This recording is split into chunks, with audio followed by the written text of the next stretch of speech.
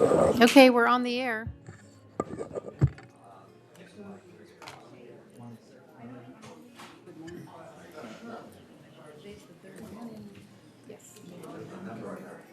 Good morning and welcome. This is the regular open meeting of the Board of Directors of the Golden Rain Foundation of Laguna Woods, a California nonprofit mutual benefit corporation. This is Tuesday, December 3rd, 2019, 9:30 a.m. I am calling, excuse me, I'm calling this meeting to order. Is there the quorum here? A quorum. We do have a quorum. And do we have the Globe or do we have the media here? Okay, great, thank you. We're past the Pledge of Allegiance. We passed the Pledge of Allegiance. All right, We're supposed to do the Pledge of Allegiance. okay. Okay. Stand So- for the Pledge of Allegiance.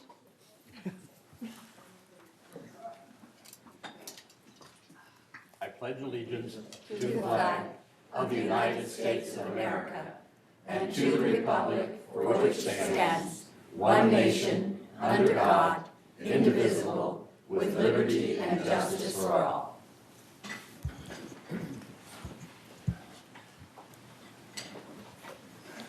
Okay, I have a motion to approve the agenda. I'd like to mention it on TV, part of the media. I already did.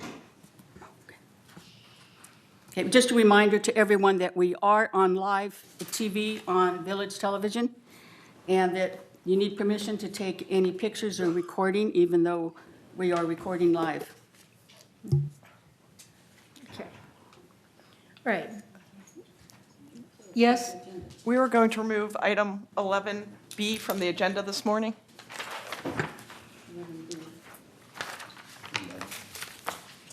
Okay. Yes. Thank you. Anything else? Pat?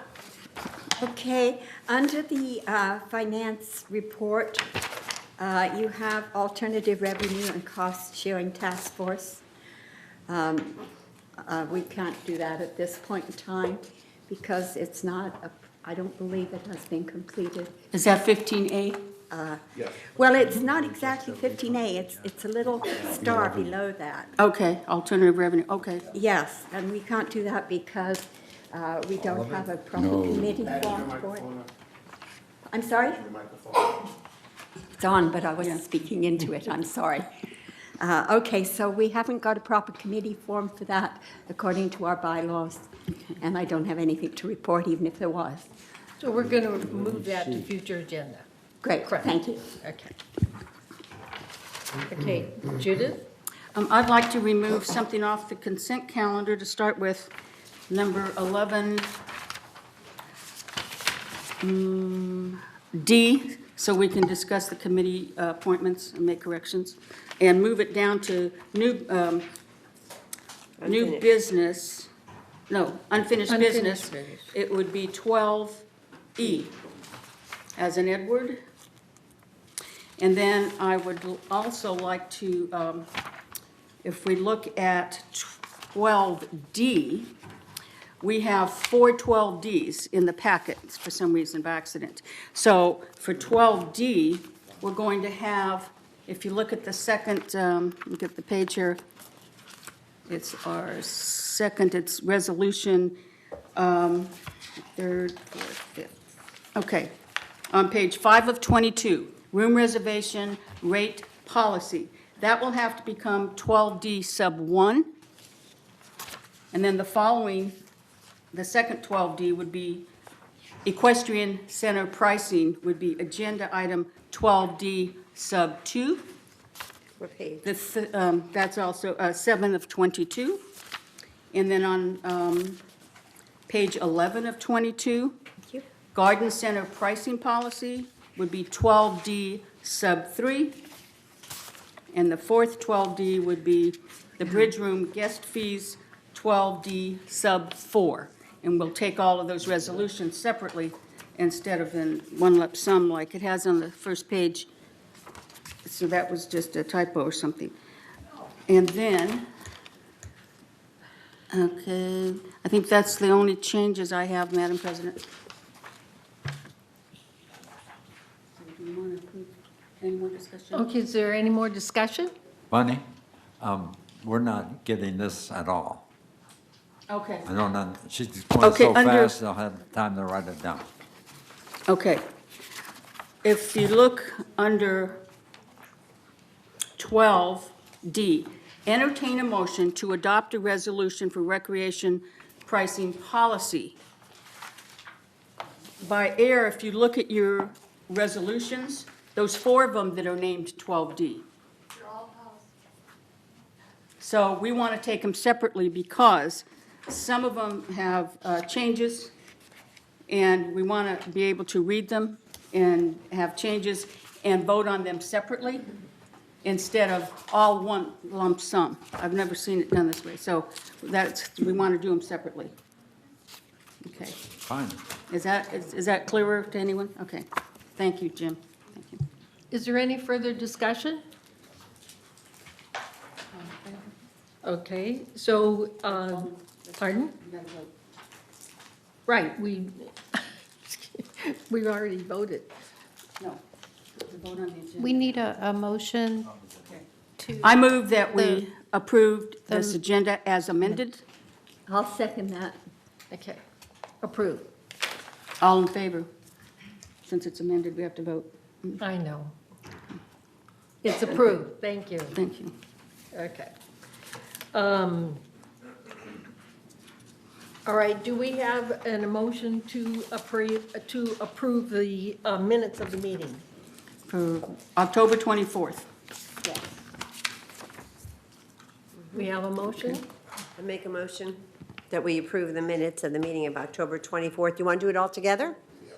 October 24th, November the 5th, and November the 13th. I second that. Okay. Okay, is there any discussion? Is there something you want to change? Well, I wasn't here for the 24th of October, so I'd have to not vote for that. Okay, Okay, according to Robert's rules, you don't have to be in attendance of the meeting to approve the minutes. When you're approving minutes, you're approving that you have faith in the writer that all is true and correct. And I can Okay. look it up, but that is what the rule is. Thank You can you, still Judith. vote no if you want. Okay, thank you. okay, is there any changes, correction, or deletions? I guess there's not, okay. And Call the vote. I'm nervous, you guys. The motion is to approve the minutes for October 24th, November 5th, and November 13th. And if there's no deletions, additions, or omissions, call for the vote. Okay, shall we have a vote? Yes. Now, do you want us to vote on the screen? Is the screen set up? Okay. For the new guys, if your finger doesn't work, you have these little things here. Okay.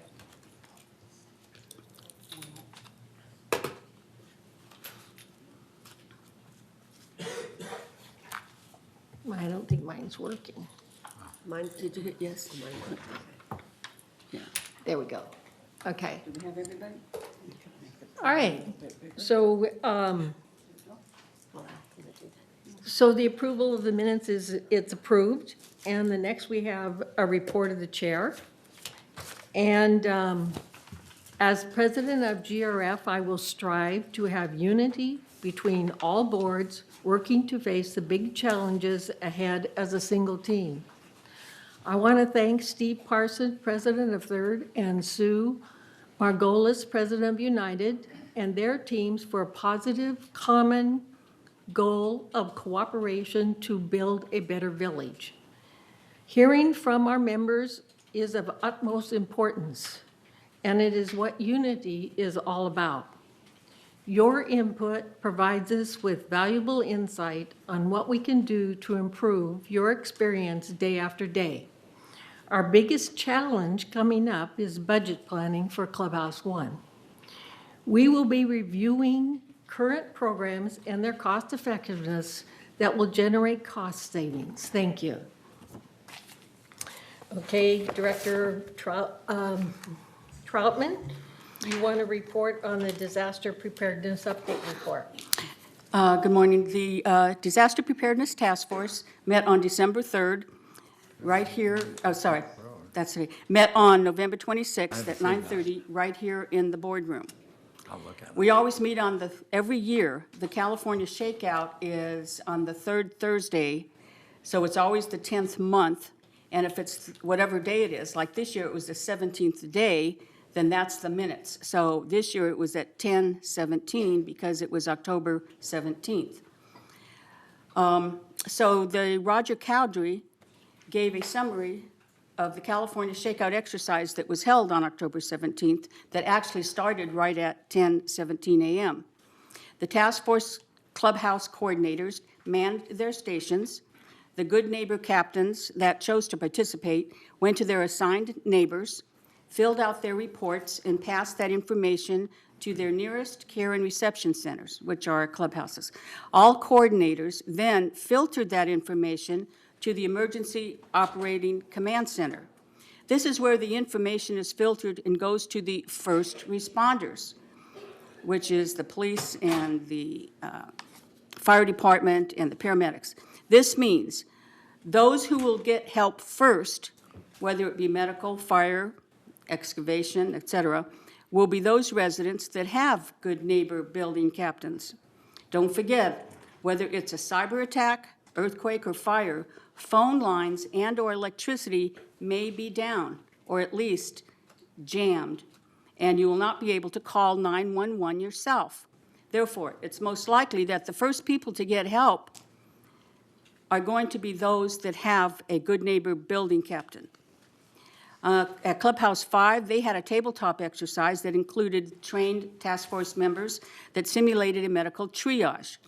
The radio operators played an important role in managing the radio communications during this exercise and all the participating buildings. Since this was a statewide exercise, we also coordinated with the City of Laguna Woods, the County of Orange, and FEMA. We considered this exercise a success because we were able to identify our strengths and our weaknesses where we need improvement. There were problems with the Code Red software, and not everyone was able to receive the Code Red message that was initiated from the command post. However, since we really did have power, they were able to use their personal cell phones to move messages between clubhouses and coordinators. We would not have that luxury when the power grid is really out. The exercise also identified that we are very undermanned for good neighbor captains. Volunteering is such a small sacrifice for the number of lives that could be saved during or after disaster. For this reason that I stated above, that's the quickest way to get first responders where they need to go when we don't have a phone. The towers reported that they have similar challenges getting good neighbor floor captains as well, because mobility is one of the biggest problems they have. Our next meeting is going to be January 28th, 2020, right here in this room. They also included in the mutual annual budget reports and financial planning this sheet. It's the Code Red sheet. And every resident needs to fill this out with accurate information this year. So every resident should have received one in that mailing. And this is important because as soon as, I'm sure they've already worked out the glitch in the Code Red, this is how they notify everyone that there's either a fire nearby or what happens if there's an earthquake or an earthquake nearby, or if power lines are out in certain areas. And so this information is very important.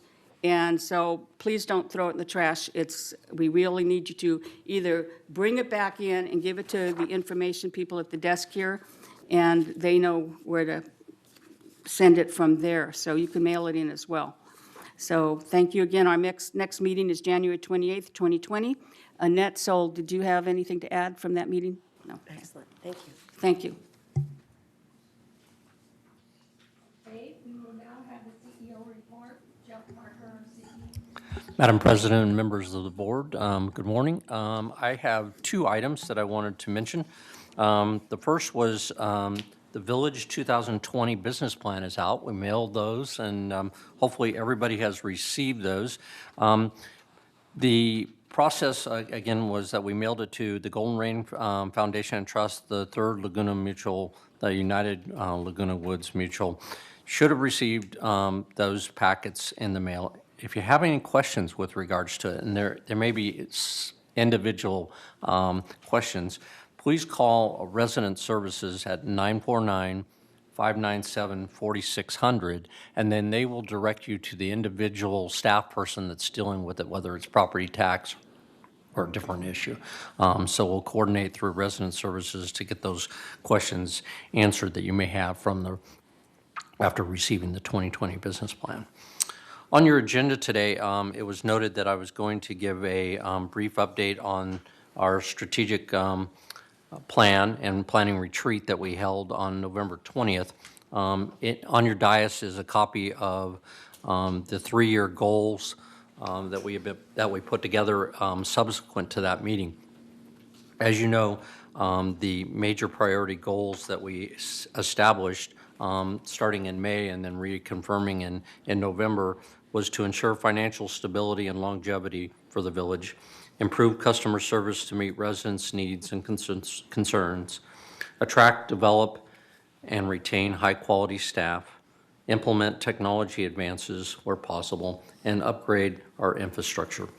As a result of doing a SWOT analysis at the retreat, putting down some of our strengths, our weaknesses, and some of the challenges internally and externally, the group then coalesced into putting into specific goals to establish for our next 6-month period. In that, we put together 20 specific goals. There are about 6 goals in the financial stability area.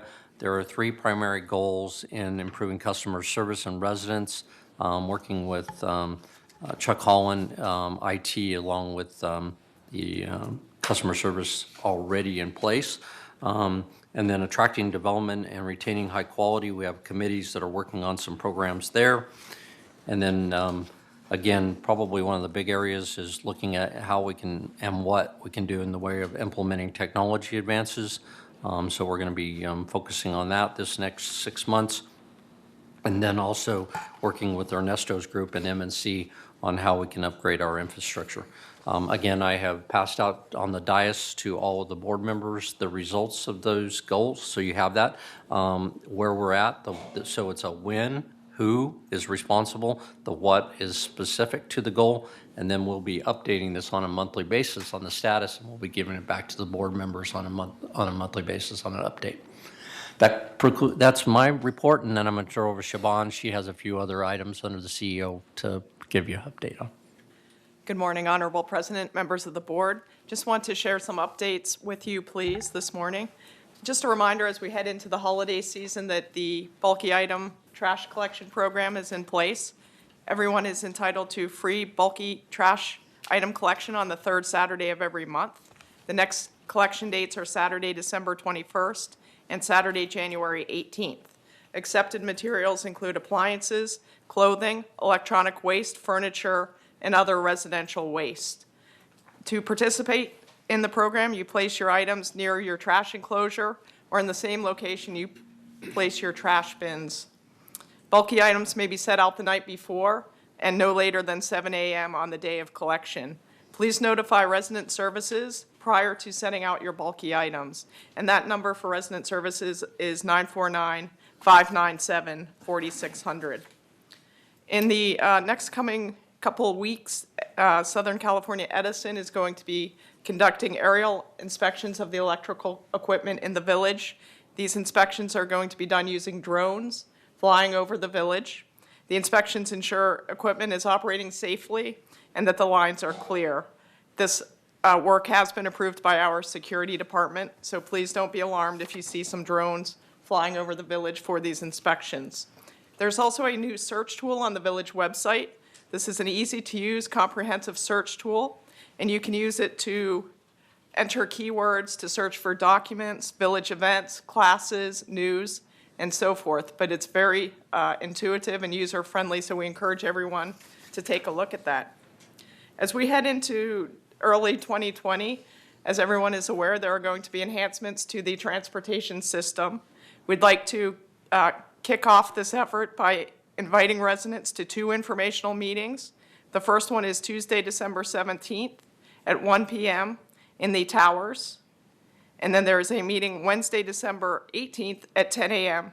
at Clubhouse 1. Additional meetings will be scheduled in early January. And additionally, staff will be at Clubhouse every weekday morning, excluding holidays, from 9 a.m. to noon, starting on December 23rd, to help familiarize everyone with the coming adjustments to the transportation system. But again, there'll be ample outreach to residents as we get ready to launch the changes to the transportation system. And while on the topic of transportation, we want to remind residents of the holiday transportation schedule. Christmas Eve, Tuesday, December 24th, Plan a Ride will be the only service operating, and that will operate from 8 a.m. to 6 p.m. And there are no transportation services on Christmas Day or New Year's Day. And lastly, just want to remind everyone that the annual Village Holiday Festival is Saturday, December 7th at Clubhouse 2, beginning at 6 p.m. This event features snow, Santa and Mrs. Claus, a performance by the Sugar Plums, tree lighting, gift games, and crafts. And attendees are also encouraged to bring a new unwrapped toy for the Orange County Fire Department's Spark of Love toy drive. And that concludes my update this morning.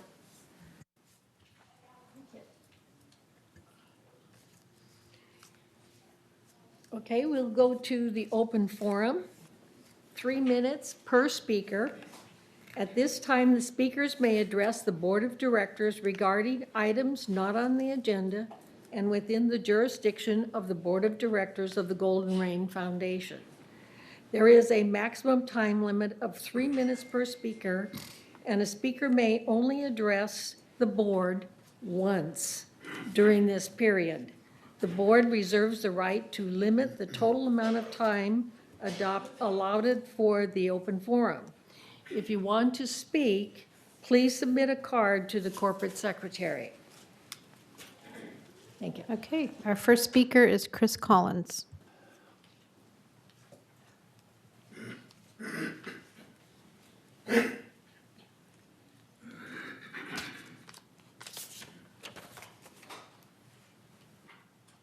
Good morning, Chris Collins, 3306Q. I'm here again to give you an update on the work of the foundation of Laguna Woods Village, which we do on behalf of residents who are experiencing temporary financial crisis. And this is really about little tips about making ends meet.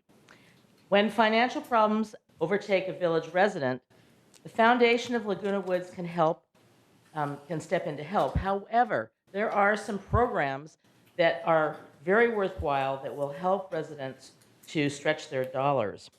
3 important programs are readily available, and so I'm going to list them. One, which is to reduce electricity costs, is called the CARE program that's offered by Southern California Edison. Second one is called the California Lifeline program, and it's to help with telephone bills. And the third one is the CARE ambulance membership, which reduces ambulance costs. There are several ways to qualify for the CARE program, which can provide a monthly discount on that. You have to be eligible for Medicare, Medicaid, or SSI, and you have to have also to qualify a total combined household income of $32,480. So to apply, you need to contact Southern California Edison at 800-447-6620, or you can check at their website, which is www.sce.com/care. In turn, if you're having trouble paying your telephone bills, there is the California Lifeline program, and this provides discounted home and cell phone services. Only 1 resident per household is allowed. That's with the exception of the teletyper users and for deaf and disabled telecommunication program participants. You can qualify for California Lifeline if you or another person in your household is on public assistance or other programs. There's also an income qualification, which is $27,000. So to apply, you need to call the phone company. Finally, as a supplement to health insurance, an annual CARE ambulance membership which is $63 per year, can potentially help with deductibles and co-pays, and provides unlimited emergency ambulance transportation for a year. So please call 1-844-401-473-2232 to join. You can reach the foundation if you have other questions about this by phone at 949-268-2246 or email the foundation at comline.com. Please visit our website, which is the foundation of lagunawoodsvillage.org. Thank you so much. Thank you. Okay, our next speaker is Carol Price.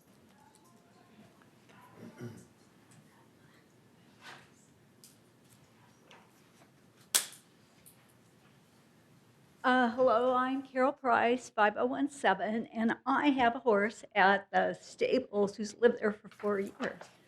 And a few months ago, the waterer in her stall broke. So I went to Kristen Olson, who's the manager, and she agreed that it had to be replaced.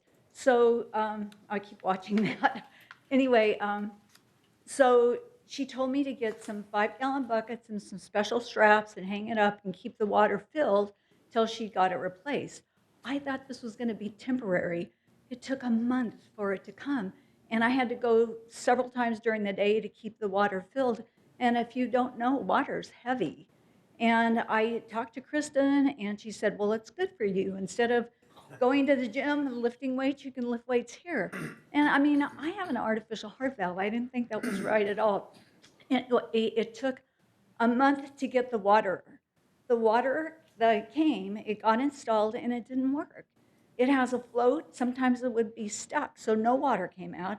Other times it would be stuck the other way, and it would be like Mount Vesuvius. I have video of that, by the way. So the horse wouldn't drink out of it.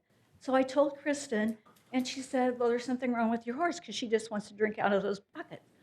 I just didn't think it was right for me to keep carrying this water, but I did for another 2 weeks, and finally I called up here to the community center, and they said, oh, your horse doesn't have water. They sent someone out immediately. His name is Ed Foster. He's the maintenance man from Clubhouse 4. Kristen wouldn't let me talk to him. She backed me up against a wall. She was this close to me, this close, screaming at me, how dare I go over her head, that she's in charge. I have no right to contact her people. So anyway, I have a witness. Ed was the witness to this, and I have put in a complaint to HR, and as far as I know, nothing has happened. I really don't think people should be, I mean, I was afraid to go see my horse at night. I had to take my neighbor with me because I was afraid she'd be there. I mean, I don't think people in Laguna Woods should be treated this way. So anyway, I made a copy for all of you of my complaint that I gave to HR. I have copies of some of the emails that have been sent between me and Brian and Kristen. And I just think maybe you guys should help us out. This was a terrible experience to me. So thank you. And do I give this to you? She got it? Yeah, just give it to the secretary. She'll pass it out. Thank you, ma'am. Thank you. And going further, we do not refer to names in here when we're talking about something derogatory. So keep that in mind. That's our rules. Okay, our next speaker is Mia Finn.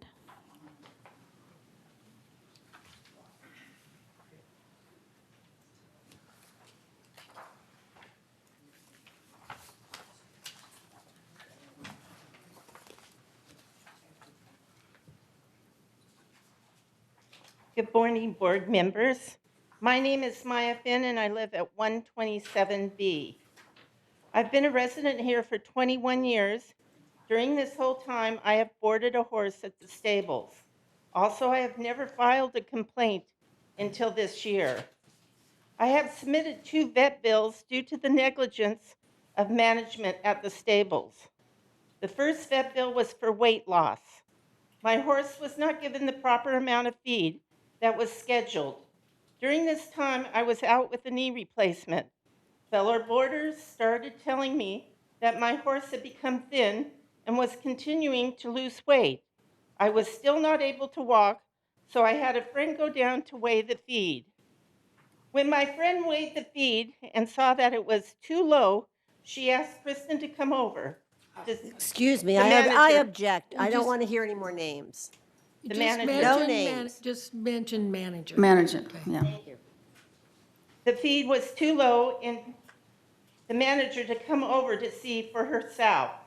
The manager saw that the food was not weighing at 10 pounds per serving, but only 6. Each horse receives 2 servings a day. My horse was being shortened 8 pounds of feed each day. The manager immediately had the staff come over to add the proper amount. She told them now they must be giving the horse 10 pounds each serving. If my friend had not been there, this would have continued to go unnoticed.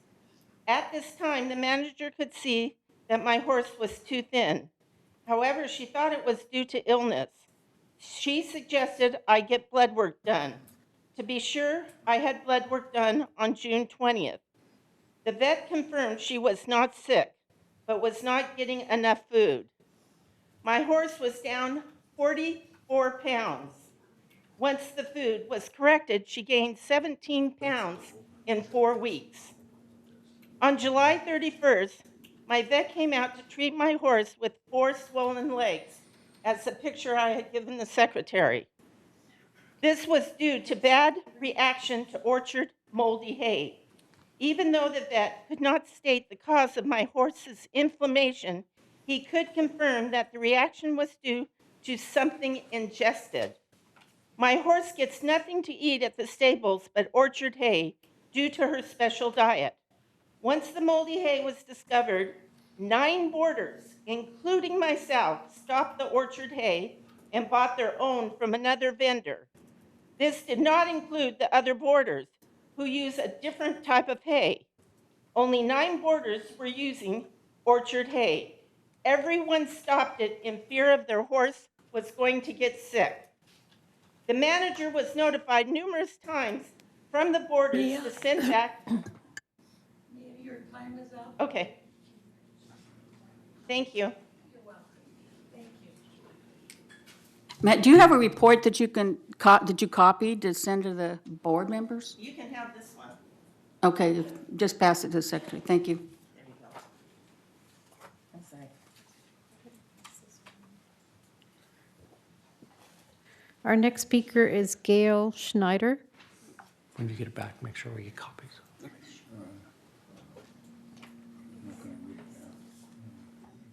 Good morning. My name is Gail Schneider. I live at 3383 Beef Boy. I am here to appeal to this board for my family and myself for the use of Clubhouse 2 on July 19th, 2020. It is a Sunday, okay? I have gone through all the proper procedures.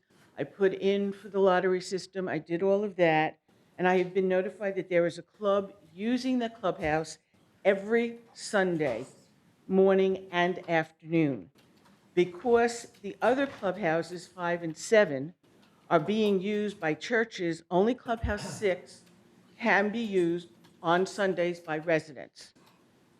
This doesn't seem fair to me. This clubhouse does not work for us, number one. It just doesn't work. And we cannot do the party on a Saturday. This is a religious celebration for my granddaughter's bat mitzvah. And we have people who are religious, Orthodox, who cannot travel on a Saturday. The caterer that we will be using is also going to be Orthodox, not from this area, has to travel. Nobody can travel until after the sun goes down, which means we cannot do the party on a Saturday. It will run very, very late. We do need to do it on a Sunday. I have a history of this. When I did the lottery in 2017 for my other granddaughter, this is a picture in front of Clubhouse 2, right after it was done. I was also turned down. Now, this was the year that we put all this money into it, and we finally finished it. And I was so thrilled because it was so exciting to have this brand new clubhouse that the residents could use for special events. And now I was turned down. I wrote to Brad, I wrote to Recreation, I wrote to board members, I wrote to everybody, and they just said, fine, no problem. Gave me the clubhouse for January 28th, 2018, with no problem. I am now asking for the same consideration for my second granddaughter for for July in 2020. We would like to have it on July 19th, 2020, and I have gone through everything. I put in the actual lottery. I was turned down. I wrote the letters asking for further consideration. I did what I had to do. I was not aware that those letters would then be turned over to CAC. I have just been notified a week or so ago that CAC put it on hold. They did not refuse it, but they put it on hold because I wasn't there. But I didn't know that the request was going to be forwarded to them. So instead of waiting till January when their next meeting is, I came here. I am asking for help. I think this is not fair to the residents, that every clubhouse is now tied up on Sundays except for Clubhouse 6. Some accommodations have to be made. Gail, your Yes, time is up. sorry. Thank you very Thank much you. for listening. All right. I hope that you can vote on this today because we do have to make our arrangements. Thank you. Our next speaker is Eli Zimmerman.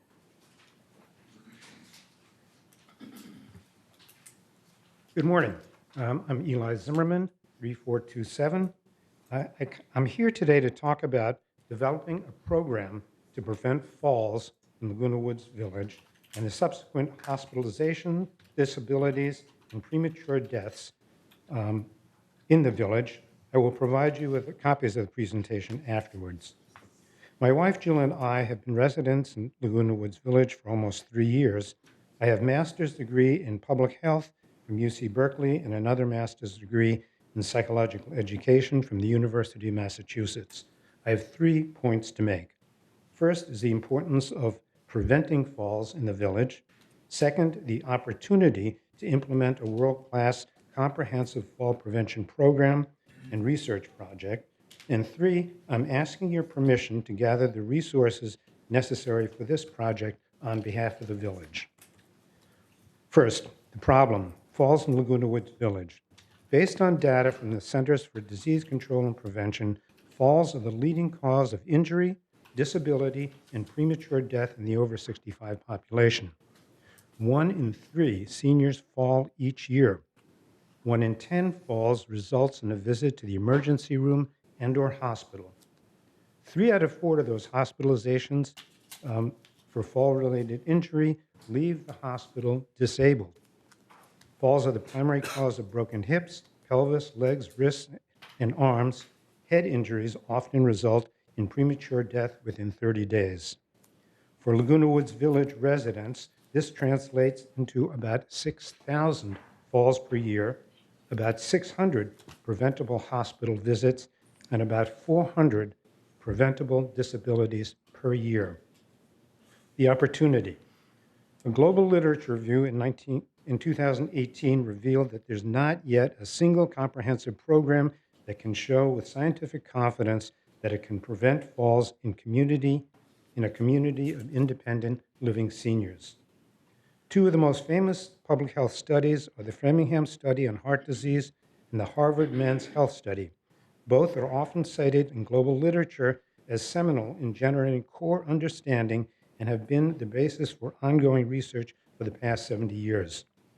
With our 18,000 residents, Laguna Woods Village is uniquely positioned to host such a study and contribute to the global knowledge of effective programs to reduce falls. My partner in this program, Rick Winstead, MD, and I have developed a project for a long-term program that addresses all 7 risk factors for prevention and we believe will be suitable for research. I ask your authorization to discuss discussions with local stakeholders, academic institutions, and grant funders to gather the necessary resources to Eli, develop. your Yes. time is up. Okay. Thank you. Okay, our next speaker is Susan Frank. They're in the middle of a really important sentence. We'll let them finish. Okay. Suzanne Frank, 227B. Thank you for serving. I am president of the tennis club, and that job is volunteer, and it takes up a lot of my time. So I think it's a full-time job for you. I know you're going to be recommending to award a contract bid in your closed session, and I'm just asking you to support it so that we can get the renovations going. As it is, Ernesto has done a fabulous job, and the tennis club supports him and the bid. Thank you very much. Okay, our next speaker is Diane Phelps.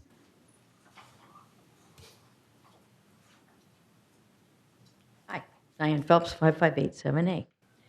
It's the end of the year, and in addition to overeating and drinking, it's also a time for gift giving. If you're looking for a local charity to donate to or to have your kids donate to as a gift to you, I'm here to ask you to consider making a tax-deductible donation to the Village Community Fund. The fund is a nonprofit 501c3 charitable organization created by village residents to enrich the lives of senior adults. Unlike the foundation, which is a separate and worthwhile organization that provides residents with temporary financial assistance, the Village Community Fund is raising and distributing funds for projects, programs, and facilities, not individuals. As the incoming president of the fund, I'm here to solicit more than just your tax-deductible donations. I'm also here to solicit projects. If your club or organization has a project you think would be worthwhile for the community, please contact us. Our email address is villagecommunityfund@gmail.com, and our phone number is 949-467-1030. To date, we have helped the Video Club raise $1,600 for furniture and equipment for the Clubhouse 2 Annex Studio Control Room and Classroom, and we're finalizing plans to raise $700,000 as a part of the remodel of the Performing Arts Center. The money will be spent to upgrade the furnishings and audio-visual equipment of one of the meeting rooms so it can be used for small theater and musical performances as well as meetings. Additional Performing Arts Center projects might include upgraded seating and light locks for the main theater, but the ideas for projects are wide open. We can help raise funds to replace tables in Clubhouse 5, upgrade equipment in a Clubhouse 4 craft room, or provide startup funds for a program to bring more speakers and musicians to our community. The Village Community Fund is a way for those who want to upgrade programs, services, and facilities to raise funds to do so. All projects within the village will need to be approved by the appropriate governing board, and the Village Community Fund will work with the housing mutuals and GRF to get the necessary approvals. So please consider making a tax-deductible donation to the Village Community Fund this holiday season, or asking your kids to do so in your name. You can send a check along with a donation form to P.O. Box 2452, Laguna Hills, 92654. Donation forms are available on our website, villagecommunityfund.org. And I just want to say happy holidays and thank you for your support. And thank you, Diane. Okay, our next speaker is Cash Akrakar.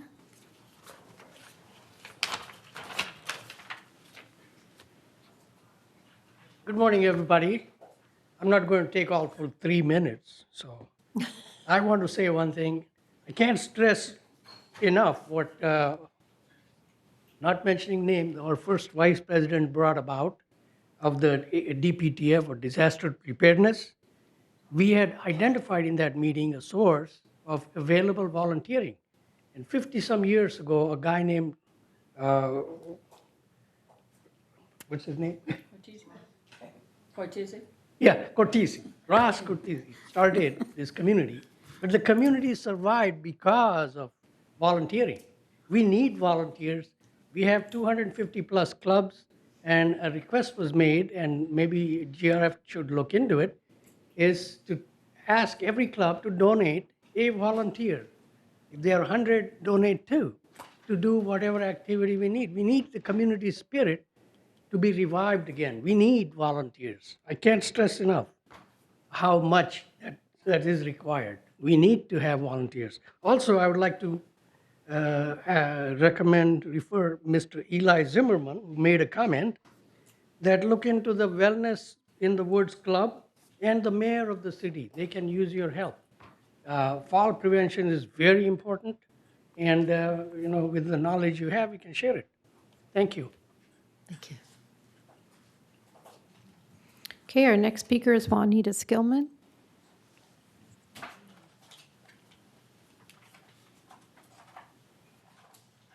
Good morning, Juanita Skillman, 2154N. I've had a number of calls of people who wonder what to do with their Christmas trees. Now, do they have to wait until January 18th? And if so, is that considered bulky item pickup? In the past, we have had Christmas tree pickups where they take them out to the curb on a certain day, and they were picked up. They don't know what to do now. There hasn't been any publicity, and I'd like to recommend that we get the word out there on what to do with your Christmas tree, or we're going to have them in our dumpsters. Thank you. Thank you. Okay, our next speaker is Maxine McIntosh.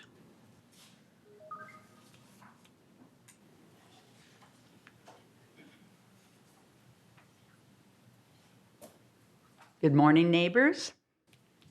I want, first of all, to welcome the four newly elected board members for joining GRF. I really appreciate that you're willing to put in the years and the time to take care of the business that is always before this board. I'm especially happy to see Bunny Carpenter as our new 2020 president. Thank you. I've known her for some time, and I know she will be responsible and fair in her style and leadership. I also want to thank Beth Parak for how beautifully she led her meetings. All her meetings were calm, gracious, and very fair to everyone who wanted to speak or bring up an issue. So it's wonderful to move from one high level of personal leadership to another high level. Thank you. And it was so good today to hear Judith and Pat, and then I missed someone else. It might have been Saban. How do you pronounce your name? Saban, who quoted either our state law or our rules of conduct in board meetings. It's so good to hear that because a lot of you know those rules and you know those laws. And of course, they must govern how this board proceeds. So it was good to hear that quoted. Today, I hope someone, unless you did, I lost track of it, will remove item 11A from the consent calendar for discussion. Was that possibly done? It's too late. Okay. That has to do with the doubling of the original costs for responsible maintenance and redecorating. Maxine, that's an agenda item. I don't know. That's right. I'm just referring to what it refers to. I don't think it was moved. No, it was not. Okay. All right. I'll leave my comments on that until you get to voting. If it's on the consent calendar and hasn't been removed, then there is no discussion. As you know, the consent calendar gets approved without discussion. So if anything is going to be removed, it has to be done by a director only during the approval of the agenda period. I know that, but I also know we can speak anytime before you vote. So I can wait and speak just before you take your vote, if you'd like. Yes. Okay. Let's see. There's no speaking during the consent calendar. While writing my notes last night, no, the way in which building decorated holidays. Okay, the way in which this building throughout the year is decorated for the holidays is especially nice. Different staff members manage to be expert decorators while keeping a community center feeling throughout. While writing my notes last night, I knew that today the transformation would already be underway for the December holidays, emanating a warm feeling of aren't we lucky to be living in this wonderful village together. The best of luck and happy holidays to all of you. Thank you, Maxine. That concludes our speakers. That concludes, okay.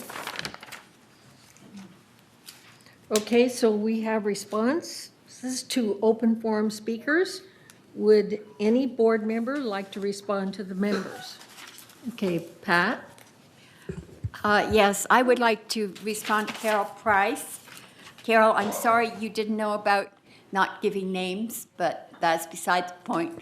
I would have thought that the problems that you encountered would have been fixed way earlier than they were. To have to wait for the horse to get proper hay and water and everything is not acceptable. I think this needs to be looked into, and I would request I would request Jeff to check it out for us, please. And then I'd like to thank Cash, who gave a nice little presentation that made a lot of sense. But thank you all for your inputs. Thank you.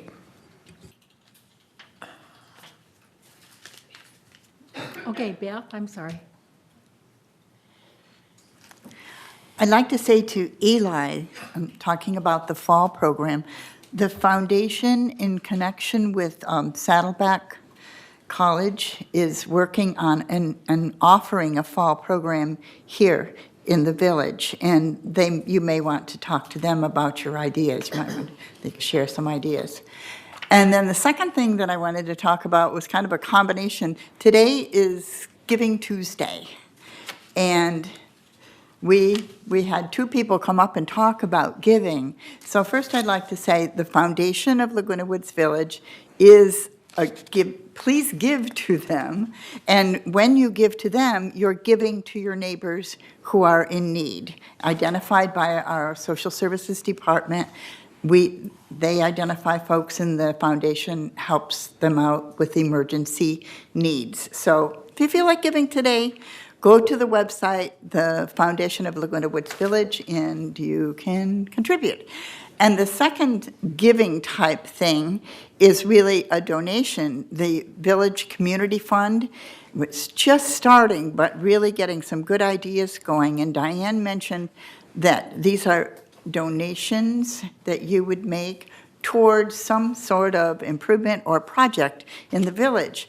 And so and she mentioned that, sure, money's needed, but ideas for projects too. This is a group that's been in instance for half a year, I think. Diane's nodding it, for about 6 months. So keep that in mind, and we will be able to use the donations that you make to make improvements in the village with the money that's donated.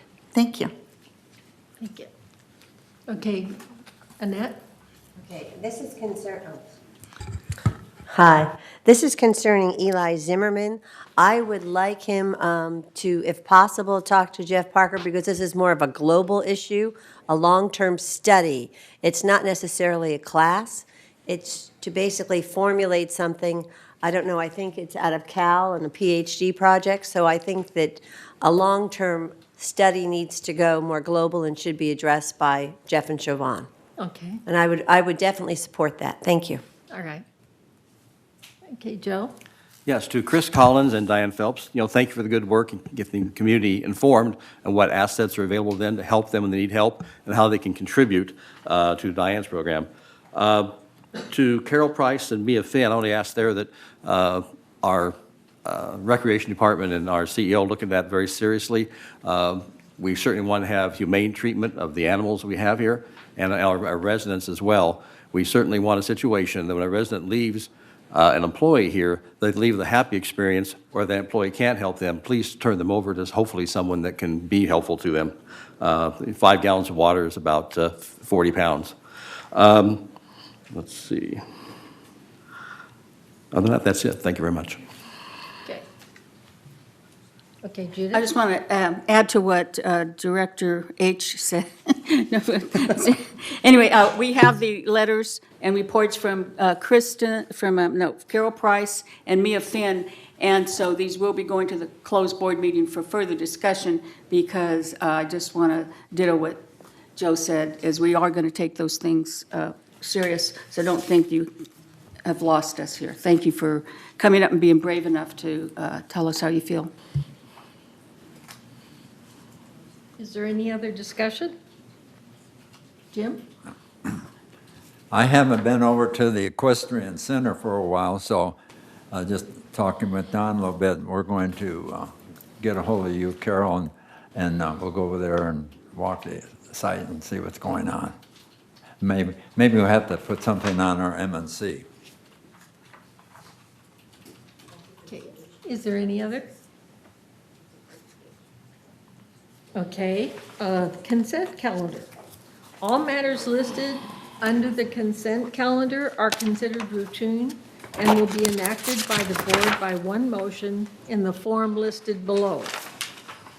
In the event that any item is removed from the consent calendar by members of the board, such item shall be the subject of further discussion and action by the board. All in favor of the amended consent calendar, Are we voting on please the vote. machine? I first need a motion before we can vote. Yes, thank you. I move that we approve the amended consent calendar. They're waiting for the screen to come up. We can't vote till Maxine talks. Well, she can't, unfortunately. That's the Davis Sterling. You just told her she could come back later. It has always been before a vote is taken. Well, not on the consent calendar like Bunny just read, Yes. but we'll leave it up to the chair. She can relax on that if she wants. Just let her have her say. Okay, Thank you. go ahead. You are about to vote on doubling the original appropriation for the tennis clubhouse responsible maintenance and redecorating costs. Doubling it. It is not necessary to increase $73,000 to $148,000 to grant the additional improvements requested by the tennis club. Of course, it would be nice. Everybody would love it if they could have it, but not when it comes out of everyone's pockets here in the community. We have hired a very responsible CEO to provide very responsible leadership for our village.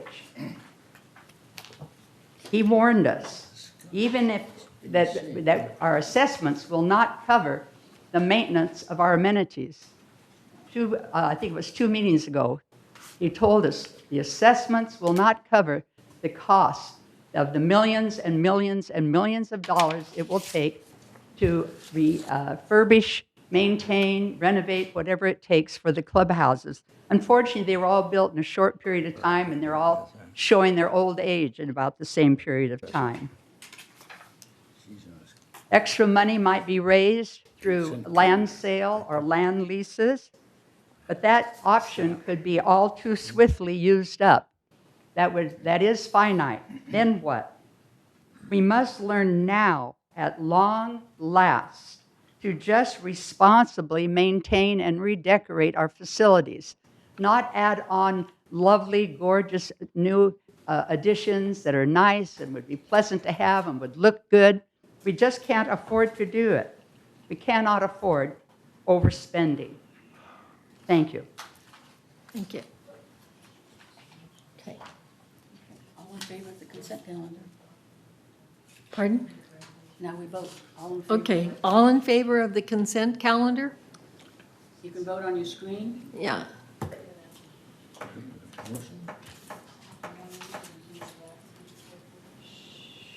You have everybody. Pardon? You're missing some people still. For the new people, you look up there. You can Okay, see- there it is. Okay. One more. So there's, There we go. okay, it's approved.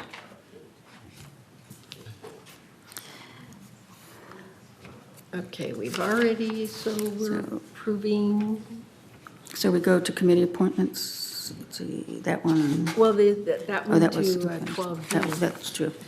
Okay, 12. so now we're to unfinished business. So we're going to entertain a motion to adopt a resolution to eliminate the use, huh? Yes. Where you start, yes, entertain a motion, we're going to entertain a notion to adopt a resolution to eliminate the use. Okay, We entertain a motion to adopt the resolution, eliminate the use of vehicle decals, stickers as of 2021. November initial notification, 28-day notification for member review and comment to comply with the Civil Code 4360 has been satisfied.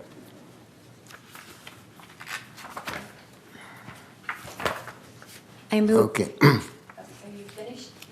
I was going to read the whole, Did you read the whole thing? No, I did not. Yeah, you have to read the whole thing. yeah, just a moment, please. I can take my personal. 12A, yeah. Okay, Resolution 90-19-XX.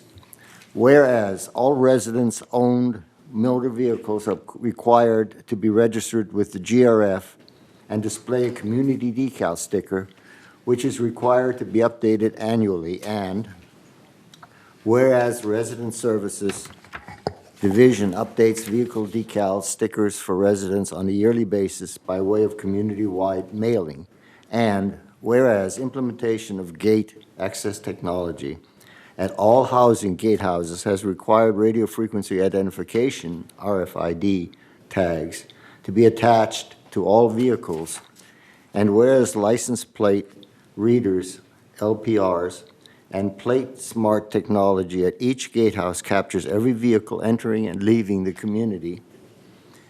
Now therefore be it resolved December 3rd, 2019, that the Board of Directors hereby approves to eliminate the vehicle decal annual stickers as of January 1, 2021, and require the use of vehicle RFID tags, and resolve further that the vehicle, traffic, and parking rules and regulations shall be updated to recognize the elimination of the vehicle decal annual stickers, and resolve further that the officers and agents of this corporation are hereby authorized on behalf of the corporation to carry out for the purpose of the resolution, of this resolution, November initial notification, 28-day notification for member review and comment to comply with Civil Code 4360 has been satisfied. I move that this resolution be adopted. I second that. Okay, approve, a vote. Discussion. Discussion. Okay, discussion.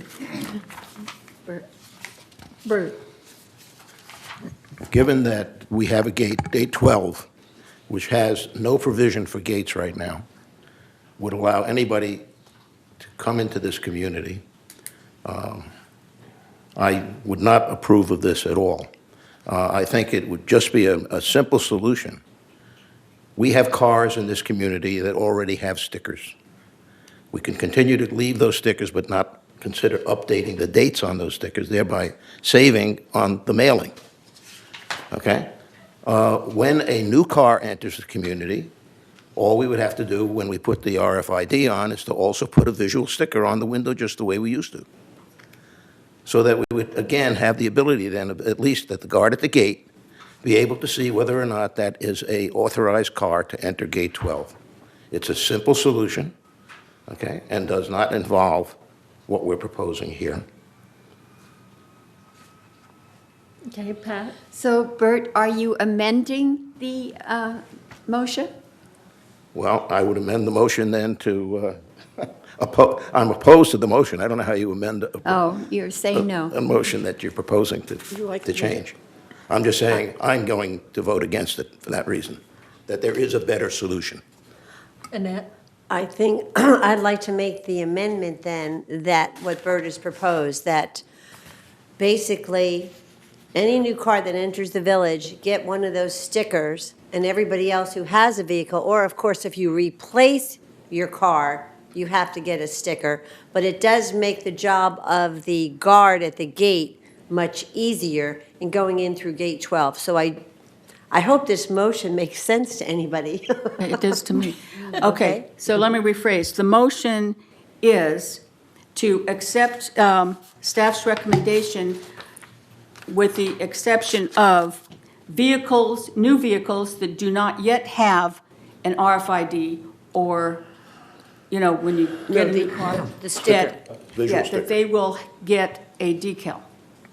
Yeah, not an RFID, but they have to get a sticker. Now, because I know in 2021, an RFID will probably be required, but the Yes. sticker, in order to just alert the guard coming in, since that's not a gated gate and it's open and we have so many multi-millions of dollars worth of assets right there. So, True. yes. Thank you. Beth? So just for curiosity's sake, then, would that sticker that the new car people would get say 2020, and would ours maintain the 2021?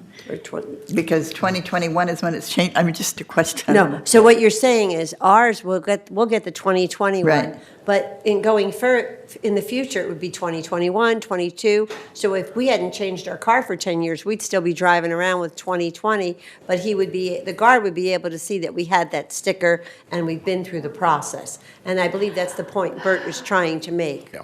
And then he's saying that if people come into the village that are new, they then have to get a sticker, be it 2021 or 2024, and then they'll only get that sticker once, and then that'll be it. So this So- way it helps to identify the guard at the gate. So you keep the sticker that is the date that's on your car. Correct. That sounds good. Okay. Okay, Judith? first me and then Don? Don, okay. You want to go first? Go ahead. We discussed this thoroughly in our Yeah, that's- security meeting, and this will not go in effect for another year in 2021. So, and we are aware of that, Bert's concern, and that will be taken care of. We've got a year to do it. So everyone will still have their stickers for all of next year, so I don't see why you need to vote on it now. We'll take care of it.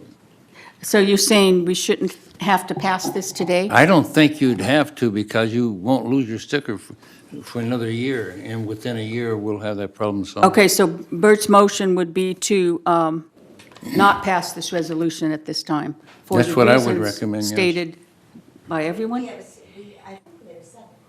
And it was, someone seconded it?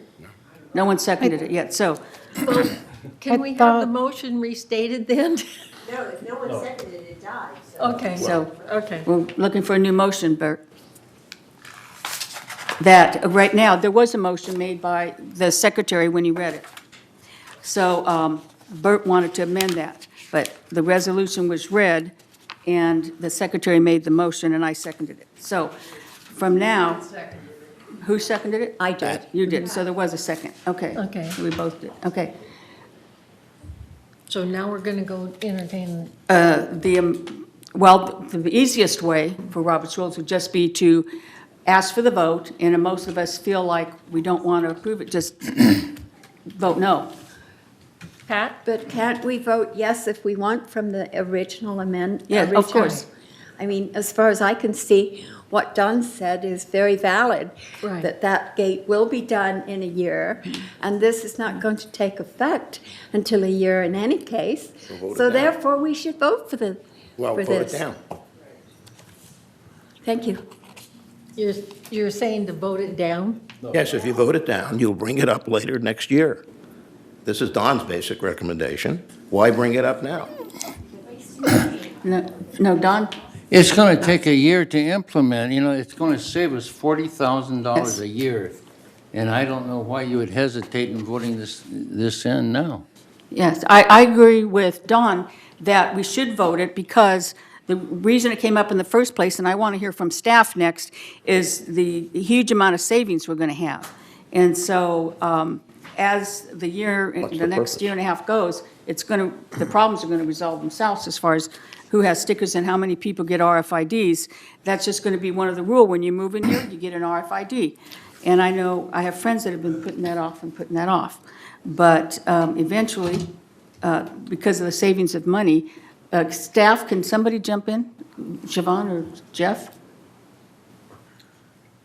You've talked twice on The this problem subject. with the RFID at gate 12 is that the guard at the gate cannot read the RFID of cars coming in. At 12 It's only. not visible. Yeah. Therefore, we need to have something that is visible. They flash their card. Okay, Jeff?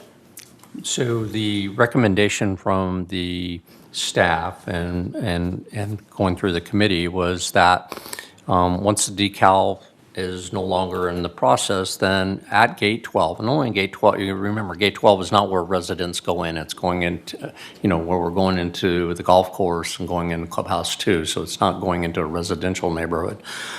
But still going in there that the resident or member would show their ID to the person at the gatehouse. We'll still have somebody at the gatehouse, show your ID and you go in. Instead, what Bert's suggesting is that you have a sticker on the car. We're saying that the suggestion is that you just show your ID appropriately, and then you would be admitted in there. If you don't have ID, you'll be told to turn around and go away. I agree. I just find that having to reach for my ID, okay, is not exactly a convenient thing to do. Women have their IDs in their purses.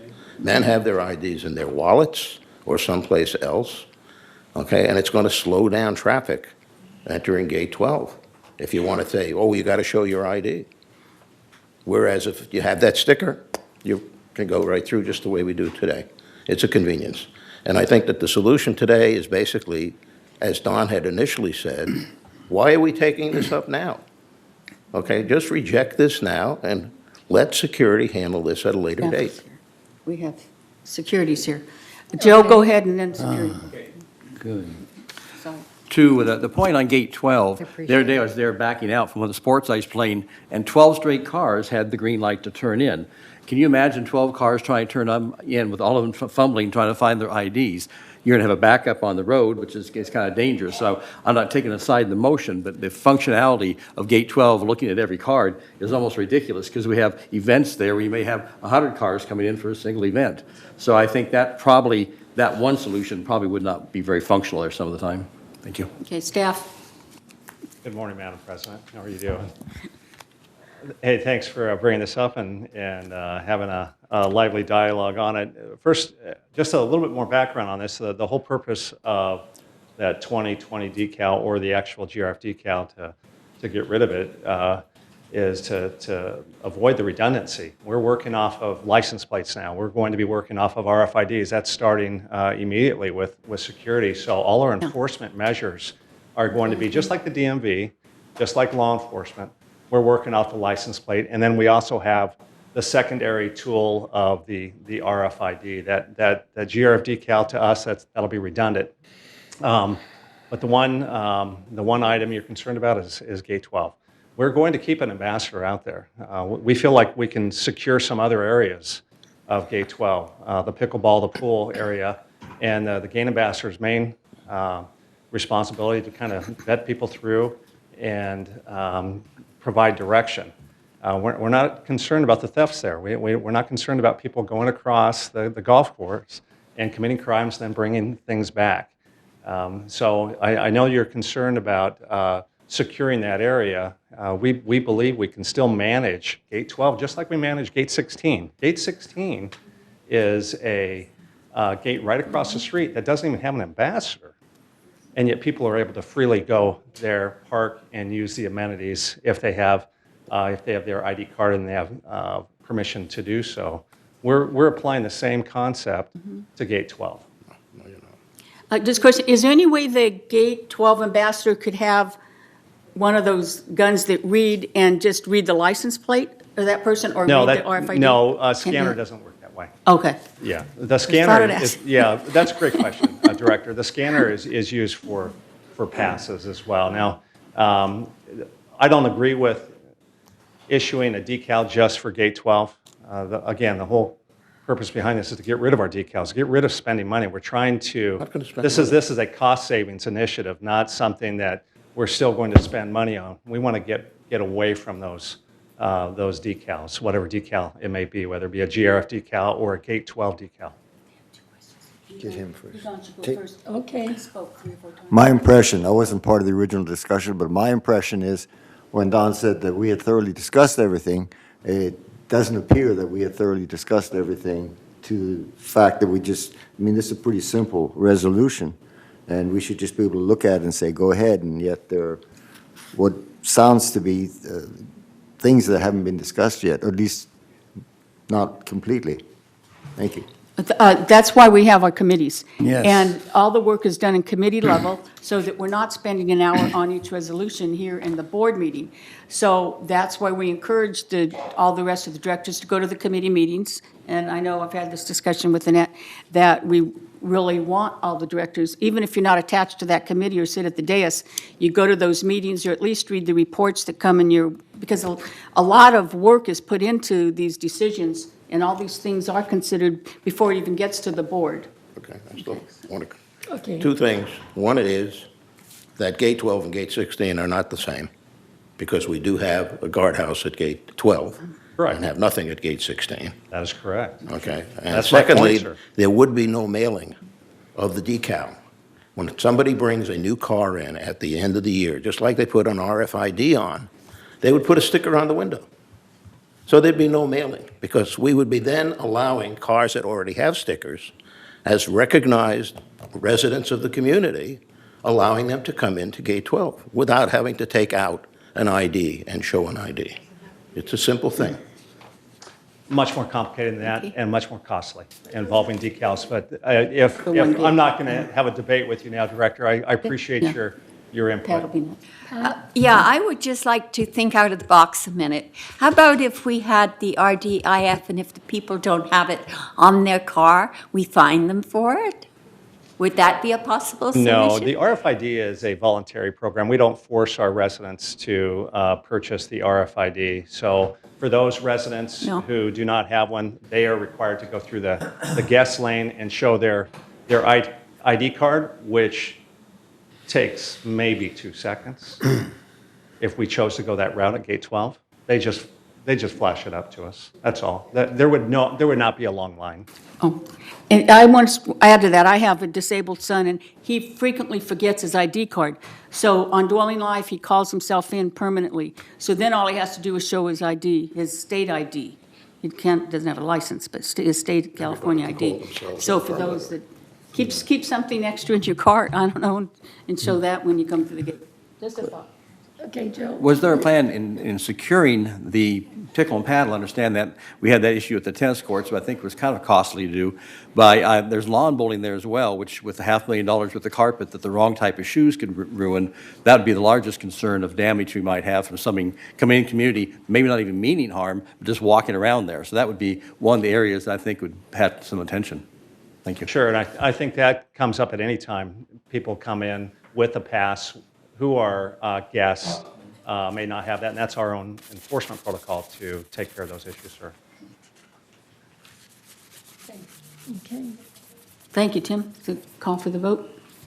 okay, Before we vote, we have a request to speak from the audience. okay. Sean Tompane. Morning. Congratulations, Bunny. Thank I hope you. you have fun. Can we have the timer, please? on that? The traffic through Gate 12 is enormous. It's probably as much as any other gate in the system. You have 100 to 300 cars go through there in a 5-hour span. I know that because I'm over there almost every day. I've been on the Moulton coming, what is that, north and south, and if you're coming north and there's a 6-8 car pile up to turn left, and you have people checking their IDs, Bert's right. There will people be fumbling for it because they forgot to do it. I don't know that the issue that Don brought up, I think it's perfect. You've got a year. I wouldn't do anything because traffic flow is an important thing on Moulton, and people go 40 to 50 miles an hour up that road. And if you have a guy coming left off of El Toro and get into the right lane because he wants to go to the golf course and there's 20 cars lined up because somebody forgot their ID and they blocked the area. You also have conservatively 75 carts go through there any given morning. You have carts and automobiles. Carts have stickers, automobiles have stickers. I don't have a cart, so do carts have RFID? I think they do. Yes. Yes. They do? I don't think we ought to put gates on Gate 12. I don't think that's really appropriate. It's an enormously utilized facility, courthouse. clubhouse too, and the swimming pool and the lawn bowling, all that, I urge you to consider tabling this until you get a little more facts in terms of what are you going to do with gate 12 and gate 11. And once those two things are handled, I think probably I really am concerned of the traffic pattern more than anything else. I don't think it's a security issue.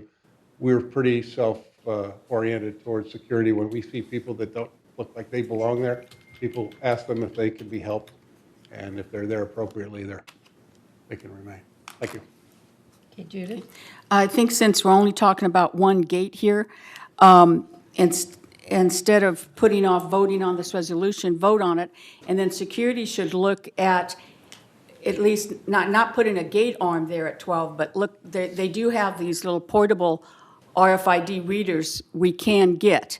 And if they have just one of those at that gate, then that's going to solve a lot of the problem. We don't have to put a full arm there or anything. We could put a reader there, but that's something that would have to be discussed at the security meeting, and then there will be a small cost. Well, yeah, but then you probably need two people at that gate, one doing that because of the amount of traffic, and then one that has to answer. I mean, that's a busy system, the way the security has it designed, and those guards are busy all the time. So, I mean, that's another, thing. So in terms of $36,000 a year savings is really nominal when you consider the multi-million dollars worth of assets we have in that gateless entry. I mean, it's peanuts compared to pickleball, the 19th, the greens, the 27-hole golf course, clubhouse 2, and lawn bowling, and the pool. I mean, those are major assets for all of us. So it's worthy of slowing down. Thank you. Okay, do we call for a motion at that? Yeah, call for the vote. Okay, I call for a vote. It's on your screen. Yeah.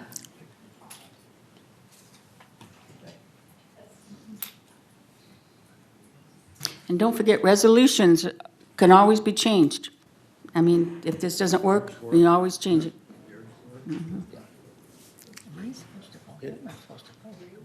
Yeah, you vote anytime you want. Yeah, you're supposed to vote every time.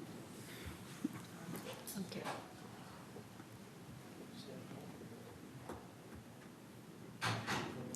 One, two, three, four, five. Okay, There we're we go. done. Mine was late. Okay, the Director Are we missing one? Garth Offner, can you give me your verbal vote? Voted yes. Yes? Okay. Okay, the motion passes. Okay. It's approved. Okay. So next, we will entertain a motion to adopt a resolution to increase in the GRF additional occupation fee. Resolution 90-19-XX, additional occupation fee. Whereas the GRF assesses for net operating costs and reserve contributions is divided equally by the number of units in the community, regardless of how many individuals occupy a unit. Whereas an additional occupancy fee is charged for each individual in excess of 2 occupants residing in a unit to account for the additional use of community services and facilities.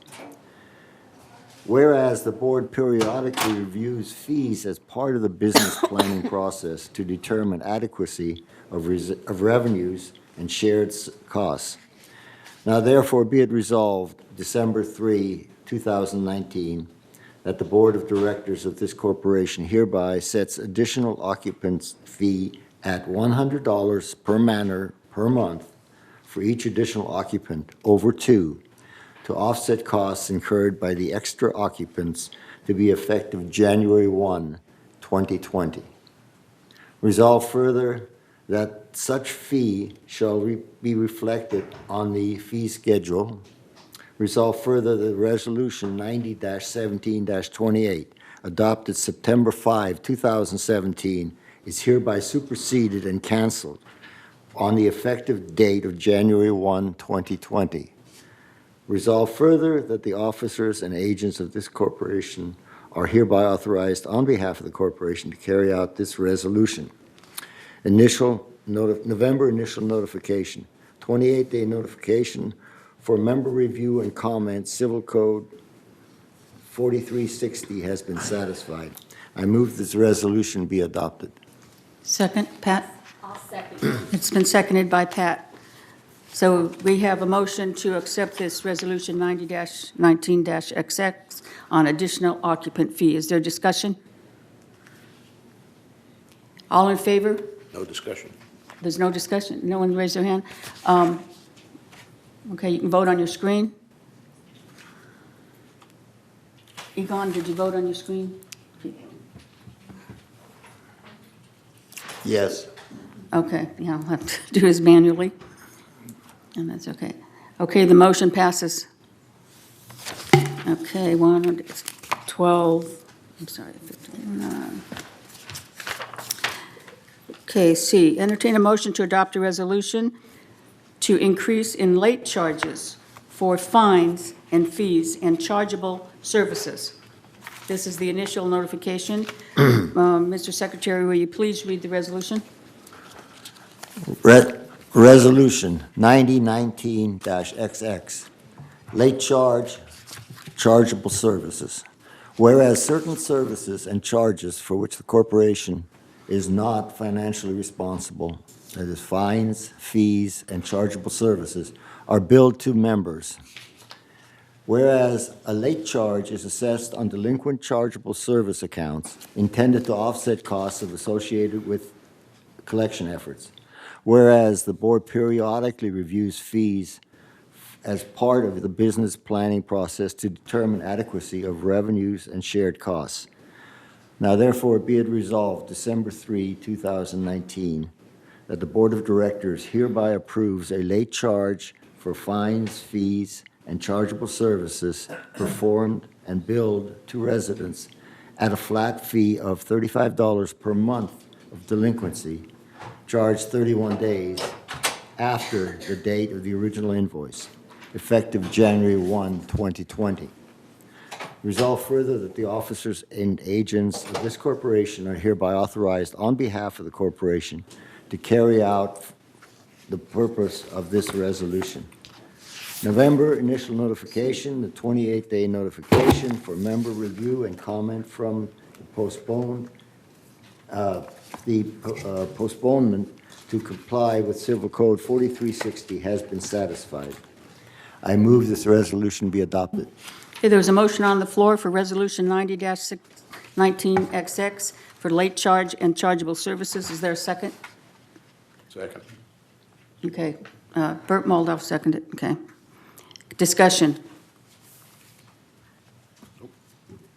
Pat, I think we should modify it to be $25 for late charge as opposed to $35.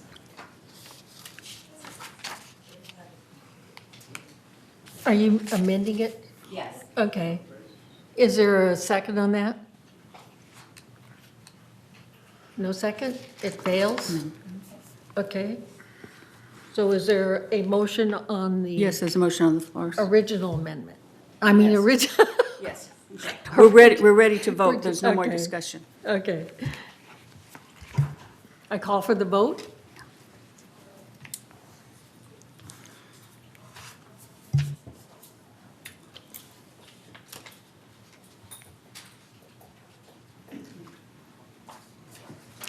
That's disturbing. Yes. It Okay, doesn't, we're it on doesn't it. work and this doesn't work. Okay, we have everybody there? Approved. Okay. So the next one would be entertainment of the motion to adopt the 2020 recreation pricing policy updates.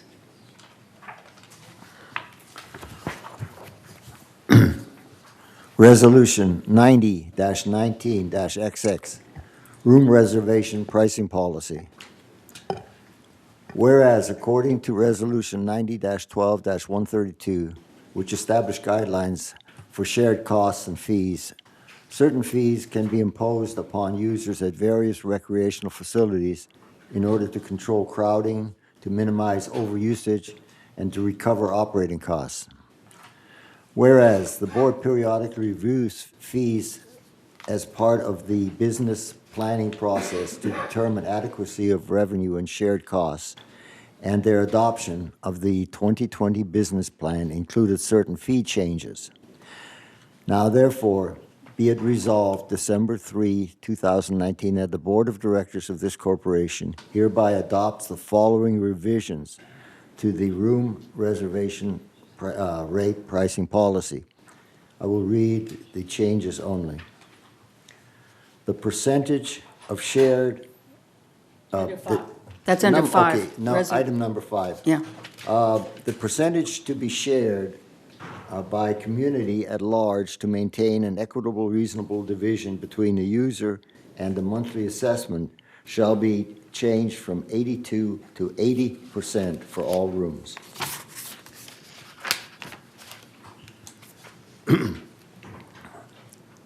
Item 1. Under reservation exception rates? Under reservation exception rates, right.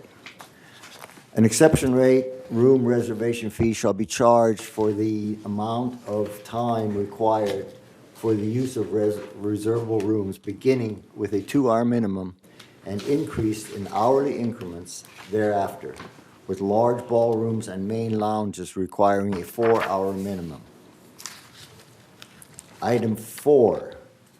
The exception room rate, room reservation fee, and setup fee shall be based on the lowest hourly rental fee charged for similar facilities outside of the village, but in the local area. And the notion discounted at 50% has been removed and rounded to the nearest dollar. Item 5. For the Performing Arts Center auditorium, the exception rate shall be based on the lowest daily per seat rental fee charged for similar facilities outside of the village, but in the local area. Again, discounted by 50% has been removed and rounded to the nearest dollar.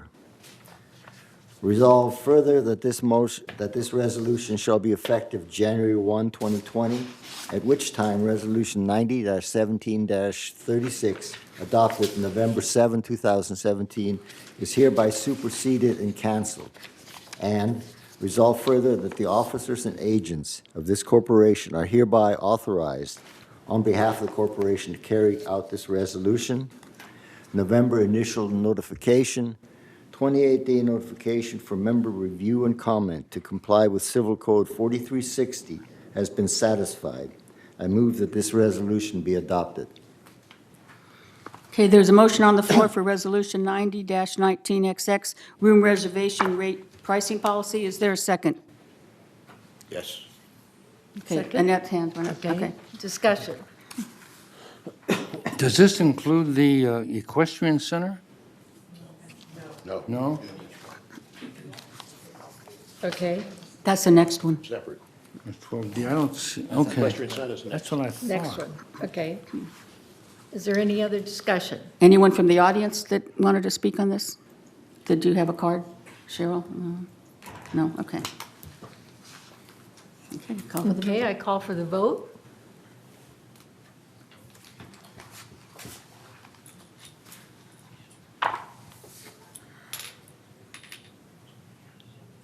Yes. Just doesn't work. Okay, it's unanimous. Okay. Do we have everybody? Motion passes. The motion passed. Okay, next we will Entertain a motion to adopt a resolution 2020, whoops. It's this It's one. recreation pricing policy, it's the, 12D sub 2, yes, okay. the second of the 12Ds. Page 7 of 22. Resolution 90-19-XX, Equestrian Center Pricing Policy. Whereas, according to the Resolution 90-12-132, which established guidelines for shared costs and certain fees can be imposed upon users for various recreational fees in order to control crowding, to minimize overusage, and to recover operating costs. Whereas the board periodically reviews fees as part of the business planning process to determine adequacy of revenues and shared costs, and their adoption of the 2020 business plan included certain fee changes. Now therefore, be it resolved, December 3, 2019, that the Board of Directors of the corporation hereby adopt a revised GRF pricing policy relative to the equestrian center. Changes under horse boarding and horse feed fees. The sixth dot, the cost of feed shall be fully absorbed by resident based on their selection from the menu of options. And the changes with the addition of a 10% administrative fee. Next, under horse trailer storage and horse transportation fees has been removed. Horse transportation fees has been removed. First item, if space allows, residents may store their horse trailers at the equestrian center. The fee to store a horse trailer shall be 50% of the charge of the recreational vehicle in the RV storage lots. The third item, emergency veterinarian transportation services shall only be offered at member reimbursement. Under trailer ride fees, second item, the fees rounded up to the nearest dollar shall be based on the estimated hourly cost of labor and the cost of the horse used to lead the trail ride. And for residents, the charge has been reduced from 64% to 50% shared, subsidized by the community at large. Under lesson fees, second item, the fees rounded up to the nearest dollar shall be based on the estimated hourly cost of labor and the cost of the horse used to provide the lessons. And for residents, the 50% reduced from 64% shared, subsidized by the community at large. For guests, 25% markup of residents' shared cost fee. Under horse rental fee, second item, the fees rounded up to the nearest dollar shall be based on estimated hourly costs of a GRF-owned horse, and for residents, 50% reduced from 64% shared costs by community at large, and for guests, 25% markup of the residents' shared cost fee. Resolve further that this resolution shall be effective January 1, 2020, at which time Resolution 90-15-02, adopted January 6, 2015, is hereby superseded and canceled. And resolve further that the officers and agents of this corporation are directed on behalf of the corporation to carry out this resolution. November initial notification, 28-day notification for member review and comment to comply with Civil Code 4360 has been satisfied. I move that this resolution be sent back to committee. I'll second it. Any discussion? Can you tell us why? Pardon? Could Mr. Secretary tell us why he wants it sent back? Well, I think Director Yvonne would probably be better. She was more knowledgeable of what's going on at the stables, and she's particularly concerned about the cost of adequate cost reimbursement for lessons and trail ride fees and such things. You said. Okay. You've said what I would say, and I think the pricing policy needs to be looked at more in depth. If you want to rent a horse anywhere else, it costs you 3 times as much. If you want to rent a horse for 2 hours out in Cold Canyon, which is in Riverside, it costs you $50 an hour. So I think we're a little bit underpriced. However, I'm not suggesting that we charge $50 an hour. I think that we need to look at the pricing a little bit closer. Okay. Annette? Relative to this, if we vote to send this back, then the people that are going to be considering this, the thing that I think should be included in the consideration is that there should be some sort of caveat within a resolution that says that no member may donate their horse to GRF, because we do happen to have 6 horses that people have donated, or, people have donated through the years that we're supporting. And we don't really want to do that as our GRF. We don't want to get our stable. It's like, if you're done with the you don't want your dog anymore, you could take it to the SPCA. But I don't want to, as a member, have to keep feeding a horse that you no longer want, or have to do the emergency medical bills or anything else. So I don't know think what that. horses you're talking No, about. excuse Okay. me.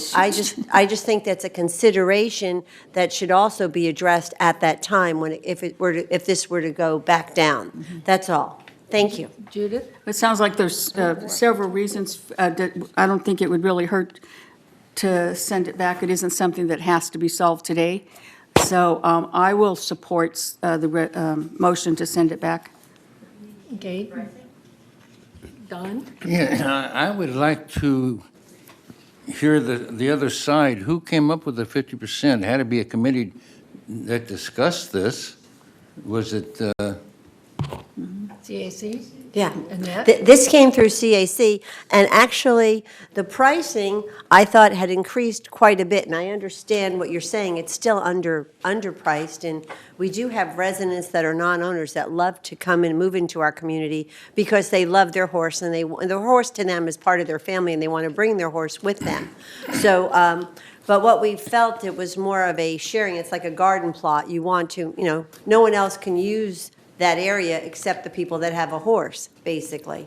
So what we did was we did increase it to, to bring it more up to, and it was approved by everybody who Industry sat standards. on, to bring it more up to, today's pricing. But we did, everybody who voted on it, and it was, I think, fairly passed by, the United Board members, Third Board and GRF. So that's how we got here.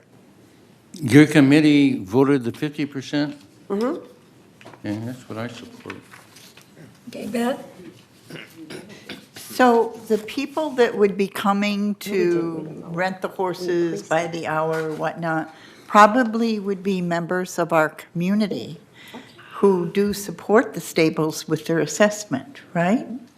And so we're saying, this seems like a fair price. We've raised it. It seems like a fair price for them. And do we really need to raise it more since they already do a contribution through their assessment to assist with the stables? Annette? Excuse me, I'm looking at this, maybe it does need to go back, because Yvonne just pointed something out to me, and I must not have been looking. It said here, for residents, 50% shared where, well, before it was 64%, so it really did go up in price. It did raise their price. So yes, I apologize. No, we did raise the price for the members that do have horses. Thank you. I apologize. That's good. Okay. Are we ready for a vote? Before you vote, we have a We have a request to speaker. speak. Okay, Maxine McIntosh. okay.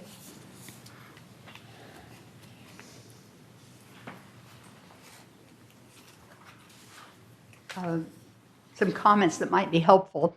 I believe the GRF horses are for the riders who pay to go on a ride. So we do need some GRF horses in the stables, right, for those riders. And commenting on outside costs, when I've served on the board before, time and again, we'd say, oh, look what it would cost to play golf down in Dana Point and so forth. But we've always tried not to compete with city costs since we're a community. And we know that the people, when they first moved here, paid their facility fee, moved in and started paying the assessments, were thrilled with the choices of many nice amenities and really thought they could afford to partake of all the amenities they were interested in. We just don't want to price our residents out of being able to afford what's going on at the stables or anywhere else. We want to consider all of them. Thank you. Thank you. Any more discussion? So everyone's clear about what the motion is, and that's to send a resolution 90-19XX Equestrian Center Pricing Policy back to the CAC Committee. Calling for the vote, okay.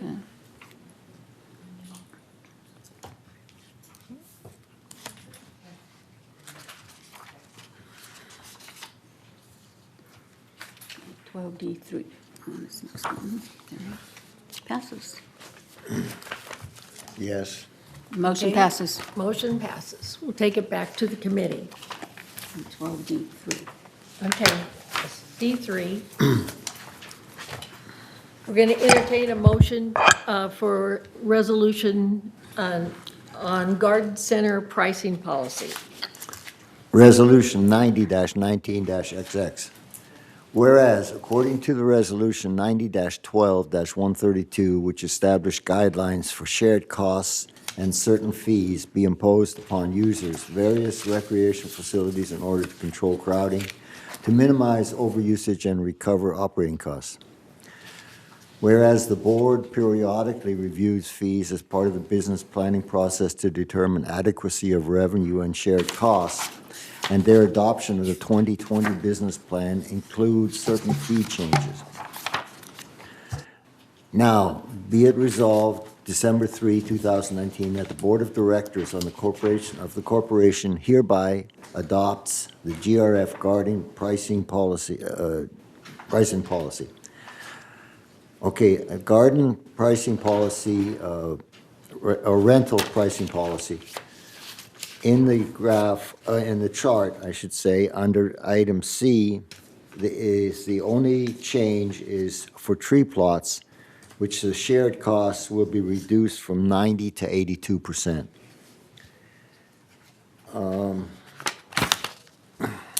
Resolve further that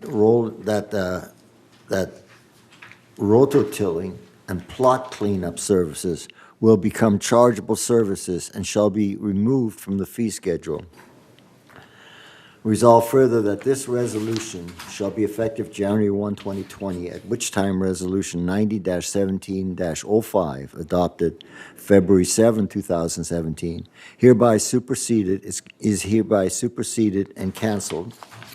Resolve further that the officers and agents of this corporation are hereby authorized on behalf of the corporation to carry out this resolution. November initial notification. The 28-day notification for member review and comment to comply with Civil Code 4360 has been satisfied. I move this resolution be adopted. I second it. Call for a vote? No, wait. Oh, Discussion. Lay the motion on the floor. Okay, there's a motion on the floor for the garden center pricing policy, and it's been seconded by Pat, and I'd like to make a I comment. got discussion. Okay. okay. Okay. When we say percentage shared by community, and we are reducing the percentage shared by the community, I want everyone to understand that means we're increasing the price to the resident. Correct. Okay, just so everybody understands that, especially those on TV. And for instance, 68% for the garden plot, I have a garden plot, so my share is 32%, and that's $50. So if that gives everybody a reference, that might help. Thanks.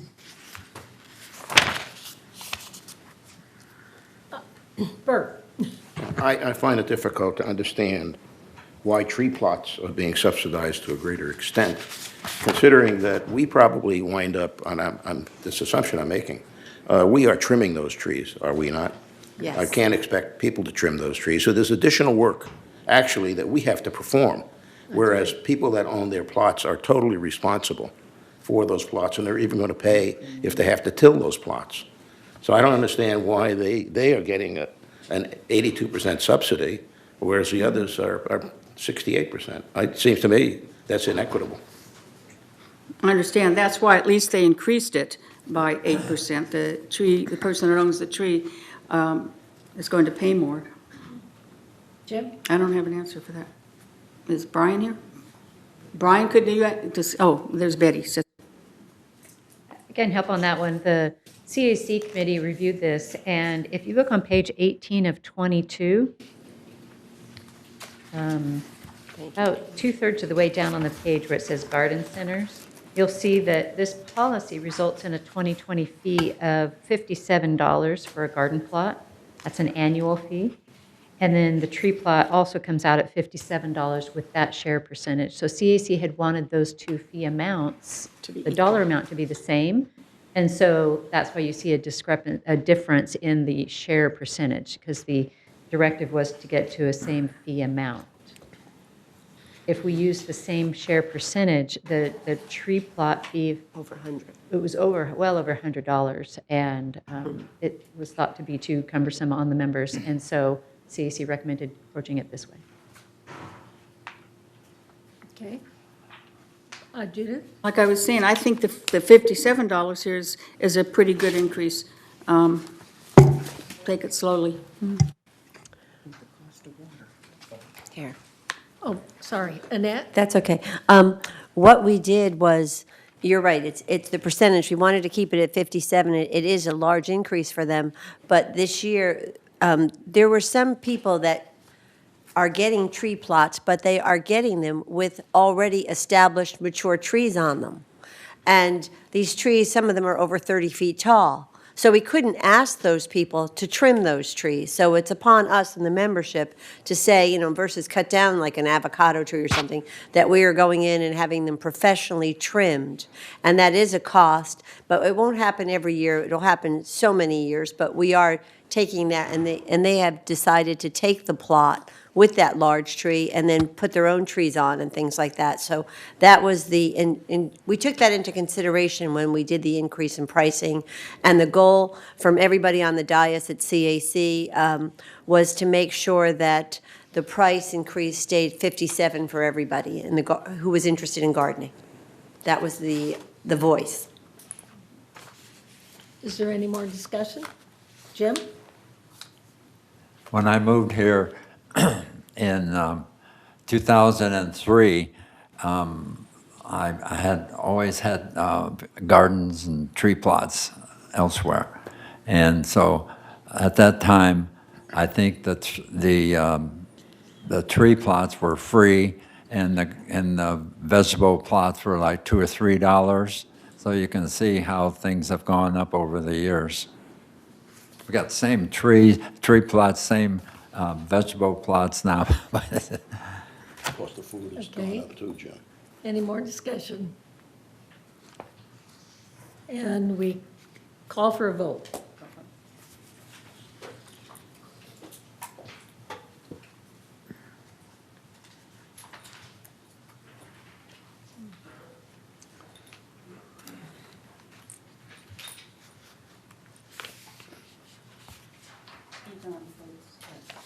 Okay. The motion passes. So now we're going to consider a motion for the bridge room guest fees. Resolution 90-19-XX, Bridge Room Guest Fee. Whereas, according to the resolution 90-12-132, which established guidelines for shared costs and fees, certain fees can be imposed upon users of various recreational facilities in order to control crowding, to minimize overusage, and to recover operating costs. Whereas on December 2, 2008, by way of Resolution 90-08-92, the Board of Directors of this corporation approved the current bridge room guest fee at $4 per day per guest. Whereas the Board periodically reviews fees as part of the business planning process to determine adequacy of revenues and shared costs for the adoption of the 2020 business plan included certain fee changes. Now therefore be it resolved December 3, 2019, that the Board of Directors hereby revises the bridge room guest fee to $5 per guest per day. Resolved further that the guest fees shall be collected on behalf of and submitted to GRF in a timely manner with accounting records. Resolved further that the resolution shall be effective January 1, 2020, at which time Resolution 90-08-92, adopted December 2, 2008, is hereby superseded and canceled. And resolve further that the officers and agents of the corporation are hereby authorized on behalf of the corporation to carry out this resolution. November initial notification, a 28-day notification of four-member review and comment to comply with Civil Code 4360 has been satisfied. I move this resolution be adopted. I second it. Any discussion? Jim? Do you have any discussion? Second, I second that. Oh, second. Okay, okay. Pat already seconded. All right, Beth? So the guest fee, I need a little help with this. The guest fee is for the ability to come in the building and play bridge. What other things come with that? Or is that it? Parking? They get the parking, good.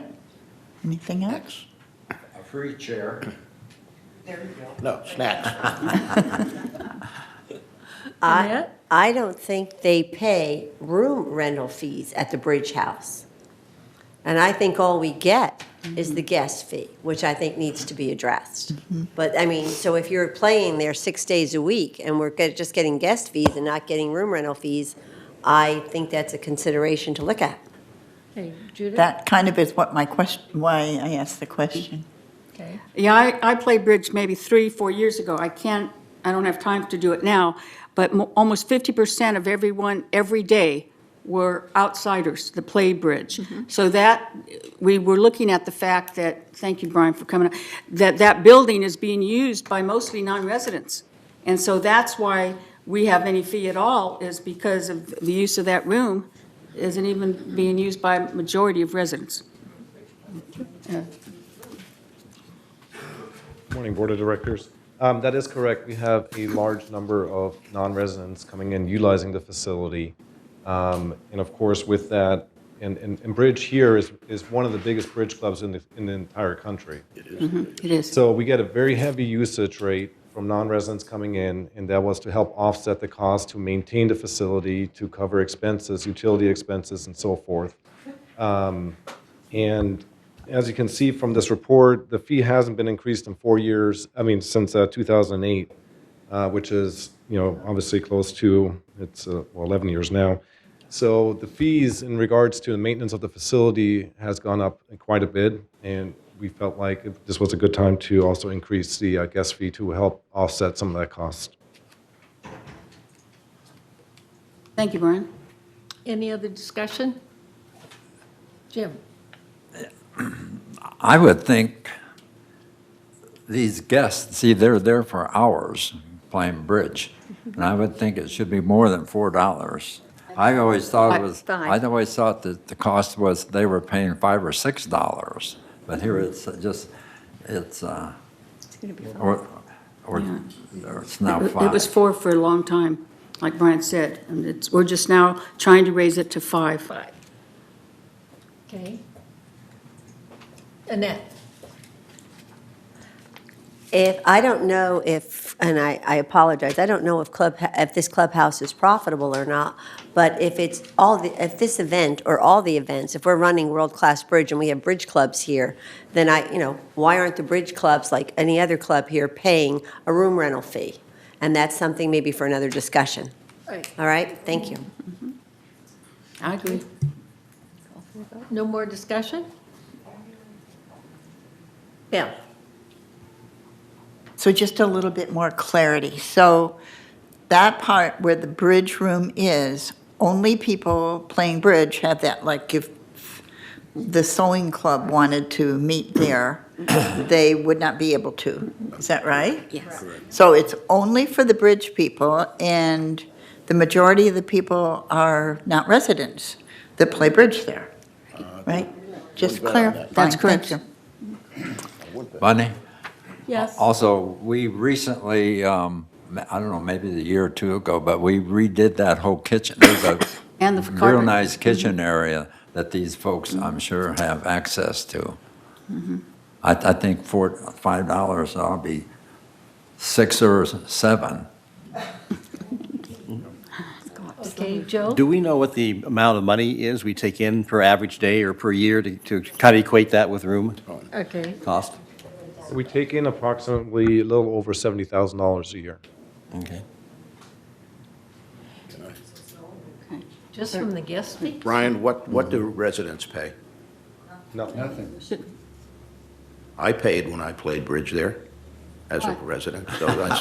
Oh, that's to be a member of the club. That's Well, different. if you're a member of the club, then That's maybe a not. club fee, but, I mean, in order to play, I mean, to walk in there, you wouldn't be paying a guest fee. But we don't get any of that money. No. In other words, there are really three different rates.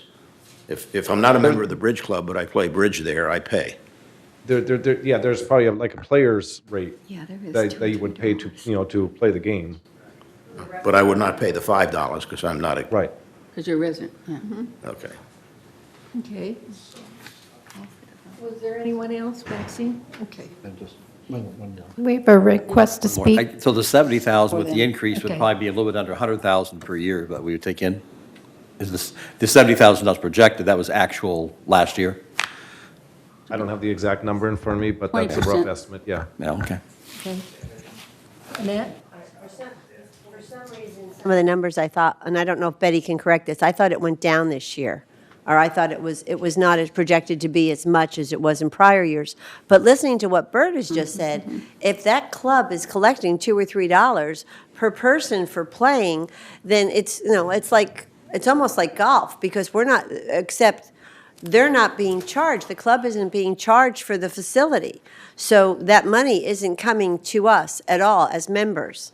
Okay, it's going into their club, and I don't know if the club is furnishing, if it's nonprofit or not, is furnishing, financial statements. But basically, the whole point is, we need to look at that, because I didn't realize that the members, when they go to play, pay a fee. Thank you, in a free space.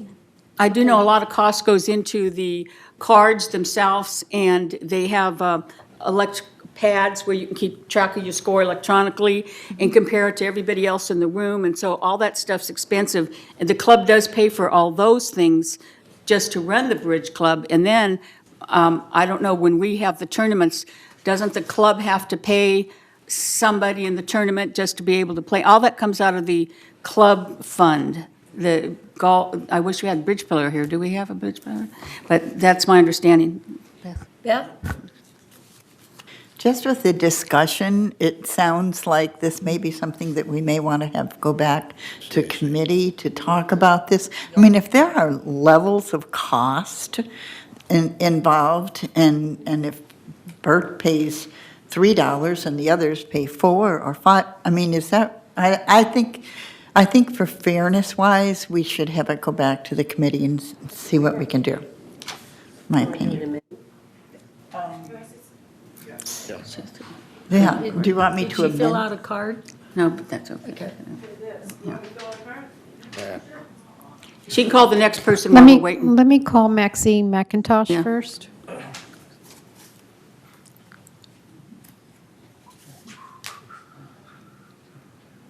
Remember these different issues you've raised coming up through the years.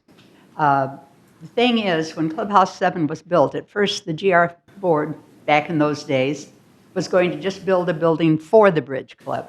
And there was a lot of protests from all the other most of the other board members. And so they added the party room. And of course, that party room is used a lot. It's really appreciated. But that huge bridge room is the only, I can't think of any other club that has an exclusive room that cannot be shared with anyone else. Even the golf clubs, their rooms where they meet, they're rented out. A lot of us have been to parties there time and again. The lawn bowling group, they have their own exclusive club, a nice club building, but that was built on donations years ago. That was not paid for by the community and then given as a gift to GRF. So that's very different. But yes, you do have an exclusive situation here, and I'm wondering, with a few dollars here and a few dollars there, in 20 or 30 years when that building needs some real work, will there be enough money there to take care of it? And consider at least half the expense would be caused by the use of that room. And the bridge players deserve to have their room. I don't have anything against that. Heavens no, heaven knows, I think that's wonderful. But look how many times the golf charges, and I'm not a golfer, but the golf charges are increased because you're made so aware of the cost. Costs $3.5 million a year to provide golf to the community. Oh boy. And so up go the rates again. And so I'm glad I hope you are going to look at this again and see the original charge per person, as I recall, was in lieu of a room rental charge. And because that was brought up at the time. But I don't have any statistics on that I can refer to. So this might be very, very good to go over again. Okay, I think Was there another? there was another one. I call Elsie Addington to the podium. You made me stand up twice. All I got is, really, we're on TV. All I wanted to say was, a lot of work and effort's gone into this and, blah, blah, blah, blah, blah.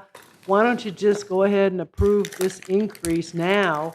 Because and then send it, you can always request more action by the committee because otherwise this could take another year to iron out all these very interesting things that you brought up. Well, we could have been collecting an extra $1 a pop for a year.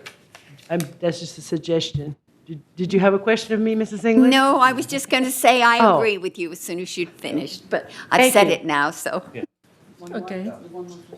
Okay, I call to the podium Diane Phelps. Okay, Question. okay. Joe? Yeah, I agree with that too. A little bit in referring back to the golf, for example, here we're raising 20% one of the fees in one particular year. I think all the points, what we need to look at in the future as far as room rentals and cost to club are probably legitimate. But I think to double raise in the same year, I think it might be a little bit excessive, but it probably is something that needs to be reviewed. I think the points are all well taken. And that's sort of what I was going to say. I'm going to ask Director, the Secretary, if he will withdraw his motion, because I think if we pass this and raise it now, and then realize we want to raise it to 6 or 7, it's going to look like we're raising it again and again. And we want to avoid that, to be looking like we keep repeatedly raise things. I'd rather it go back to committee and they do an appropriate increase all at once instead of passing it now and then have it come back again with a higher price. So, No, I don't agree with you, Judy. I think we should increase it right now to the $5. Then we should get Annette working with her committee to see what she can It do would be about Joe. finding out more it would be information. Joe. It would be Joe, yeah. Thanks for passing that along. Okay. Okay. Okay, where are we? Diane, which one? Diane had? She sat down? Okay. All right. I think we have a motion on the floor, so we have to approve or deny it. Yes. Yes. Yeah. The motion was to go ahead Pass and it. approve this resolution. So either he wants to withdraw his motion and someone else can make a new motion to send it back to committee, or he can keep his motion and we vote to go ahead and approve this. Well, I'll move to have the resolution recalled and listen to other. Okay. Yes? No, I think the majority of the people don't want that. They want to Okay. vote for your motion. All right, move to this resolution be adopted then. Yes. We'll stick with the main motion. Do we have a second? It was Yes, seconded by I Pat seconded. originally. Okay, let's. I think. I think. Okay. voting.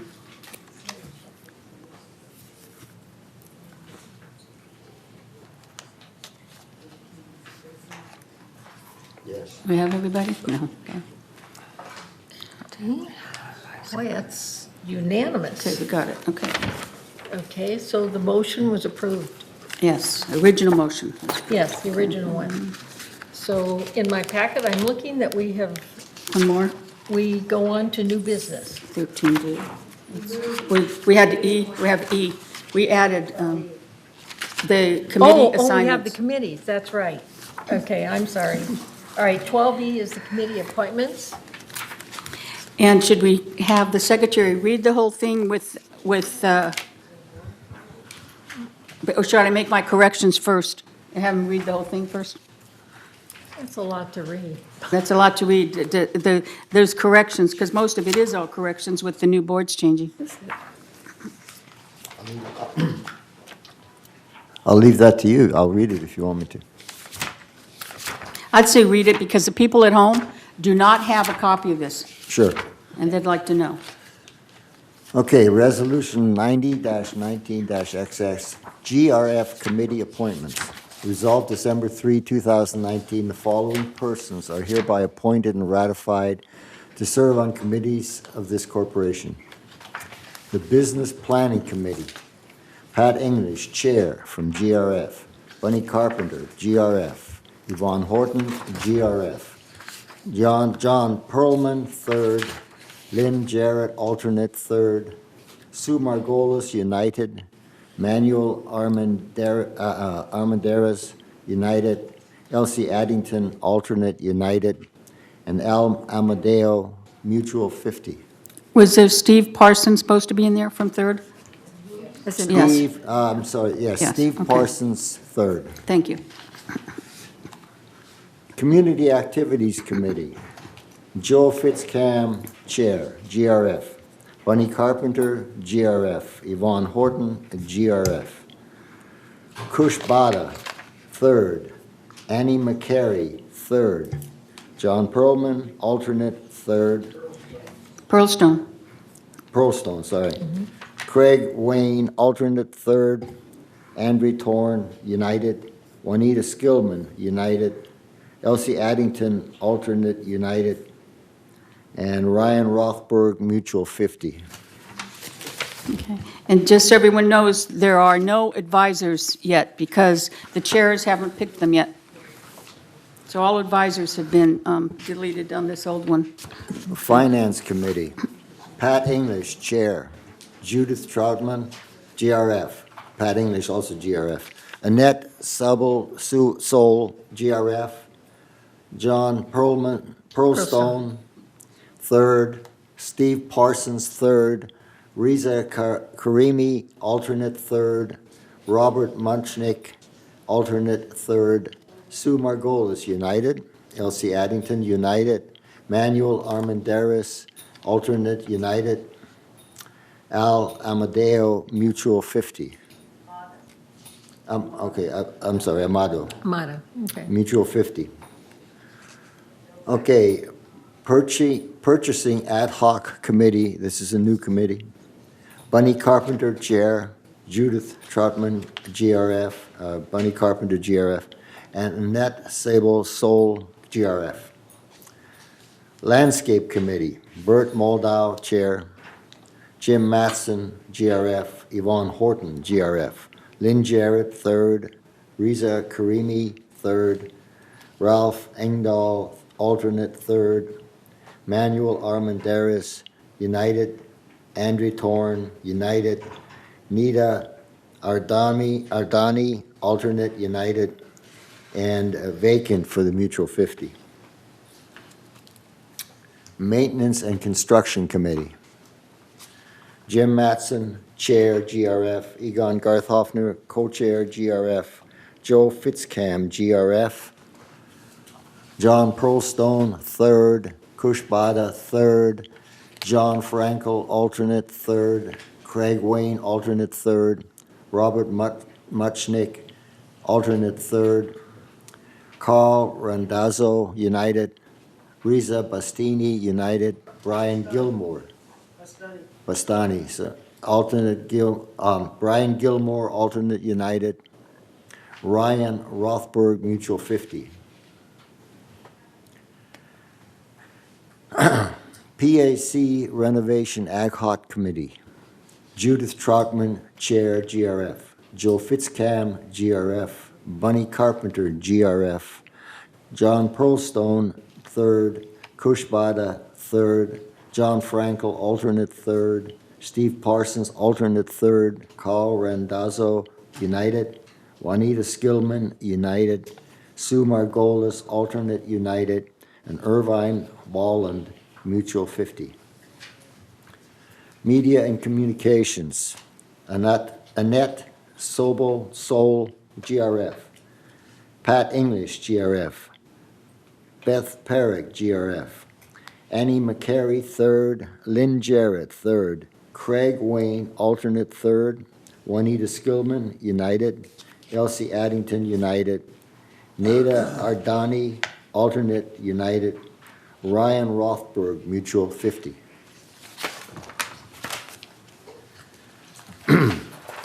Mobility and Vehicles Committee.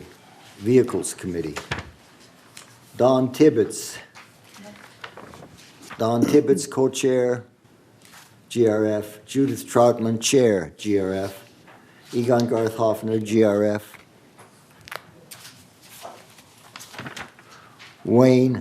Craig Wayne, 3rd. John Frankel, 3rd. Kush Bada, alternate 3rd. John Prostone, alternate 3rd. Elsie Addington, United.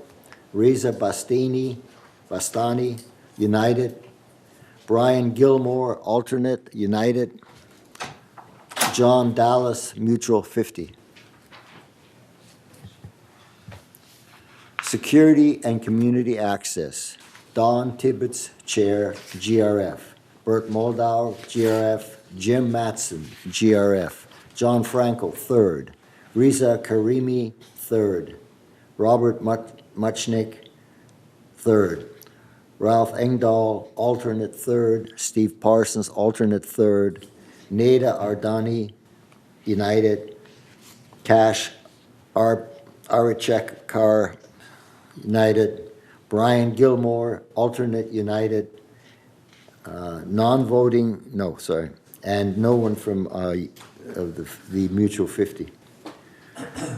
Resolve further. Madam Chair, are there really 3 members from 3rd on that committee, or is one an alternate? He said Robert Muchnick was Is a member for 3rd, yes. as is John Frankel and Reza Karimian. Yes. You can't have 3. They haven't determined what their alternate's going to be yet. So this will change again next month when we have our advisors, and then it'll be completely correct. There's already 2 third alternates listed on there. Yeah, a couple of them, like United, they have extra alternates. No, but what I'm Oh. saying is there's 5 people from 3rd instead of, you know what I'm saying, instead of there being just 4. So you're saying that, so right now, should we just put Robert Muchnick as an alternate? Is that what you're saying? Well, 3rd also did that on the previous committee as well. They have 3 alternates. Yeah. I don't know. mind 3 alternates, but what Yeah, I'm saying is your this way, one isn't 3 an alternate, yes. So, yeah, as long as Has to one's an be. alternate versus a member, that was my Right. question. So I didn't know who you were going to pick. So that Robert was should be all. an alternate as well. Okay. If that's your choice. Yeah. Okay. Probably just misprint. Okay. Could be. Okay. Resolve further that Resolution 90-19-41, adopted September 3, 2019, is hereby superseded and canceled. And resolve further that the officers and agents of this corporation are hereby authorized on behalf of the corporation to carry out this resolution. Okay.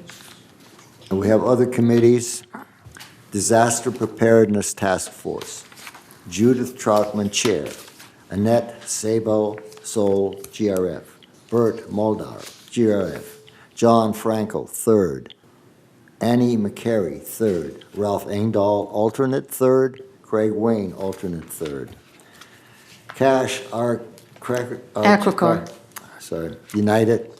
Nada Ardani, United. Riza Bastani, alternate, United. And board members by rotation for mutual, 50. Laguna Woods Village traffic hearings. Egon Garthhoffner, chair, GRF. Don Tibbetts, GRF. Judith Troutman, GRF. John Frankel, 3rd. Craig Wayne, 3rd. Annie McCary, alternate 3rd. Ralph Engdahl, alternate 3rd. Elsie Addington, United. Nida Ardani, alternate, United. Board members by rotation for mutual, 50. Again, you got too many 3rd people on there. No, we have John Frankel and Craig Wayne, And committee only gets one. No, they have two. Well, this was made up by staff, so we don't know. So, yeah, we'll work it out with staff after the meeting. we have two from United and two from Third. Okay. Okay, no, Oh, that's we're not, right, no sorry. cross talk, that's against the rules.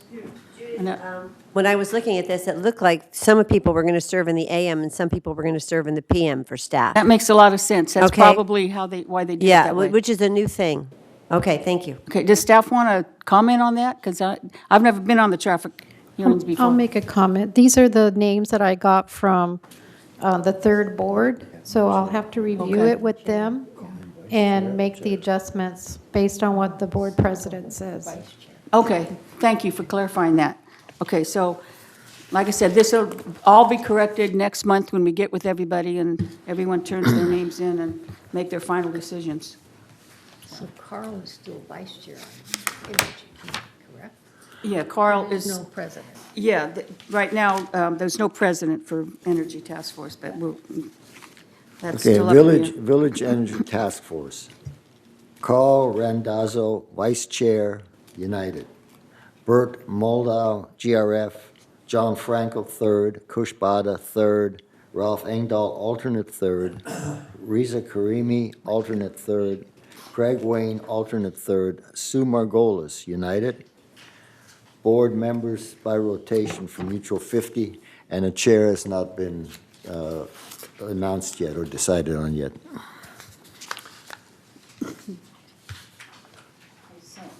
Okay. A motion on the floor. I move that these, what? Yeah, resolution, yeah, go ahead. I move this resolution be adopted. I'll second it. Call for, Okay, I just noticed that media and communication didn't have a chair. That hasn't been decided yet?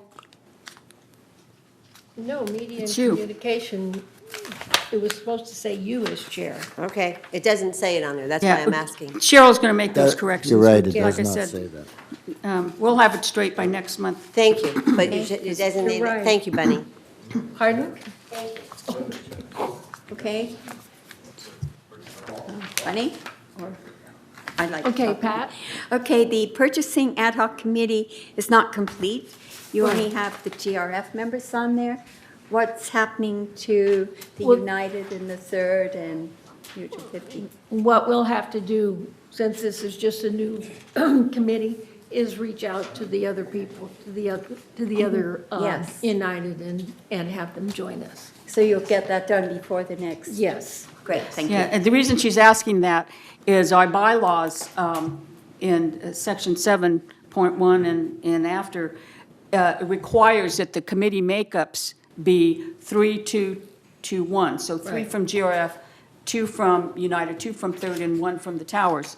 And so this right now, like I said, because we were getting multiple names and information from all the other boards, because they're still making their decisions. It's not exactly 100% accurate, but it will be by next meeting. Okay. Cheryl? Cheryl? I have some additional information. Since this is a new committee, I'm just now getting the names from the other boards. So as I get the other names, I'll add them to the resolution. Okay, thank you. Okay, thank you, Cheryl. Yeah. And we have a motion on the floor. Yes. Okay.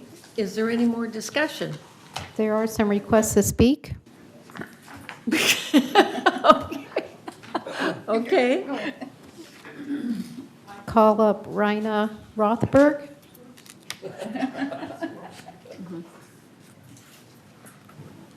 You need the exercise machine. Good morning. There are two incorrect notations. On the pack, you have Irving Walland. He has not been on the board for many years. And we're having our elections Thursday. So I would suggest you just put open.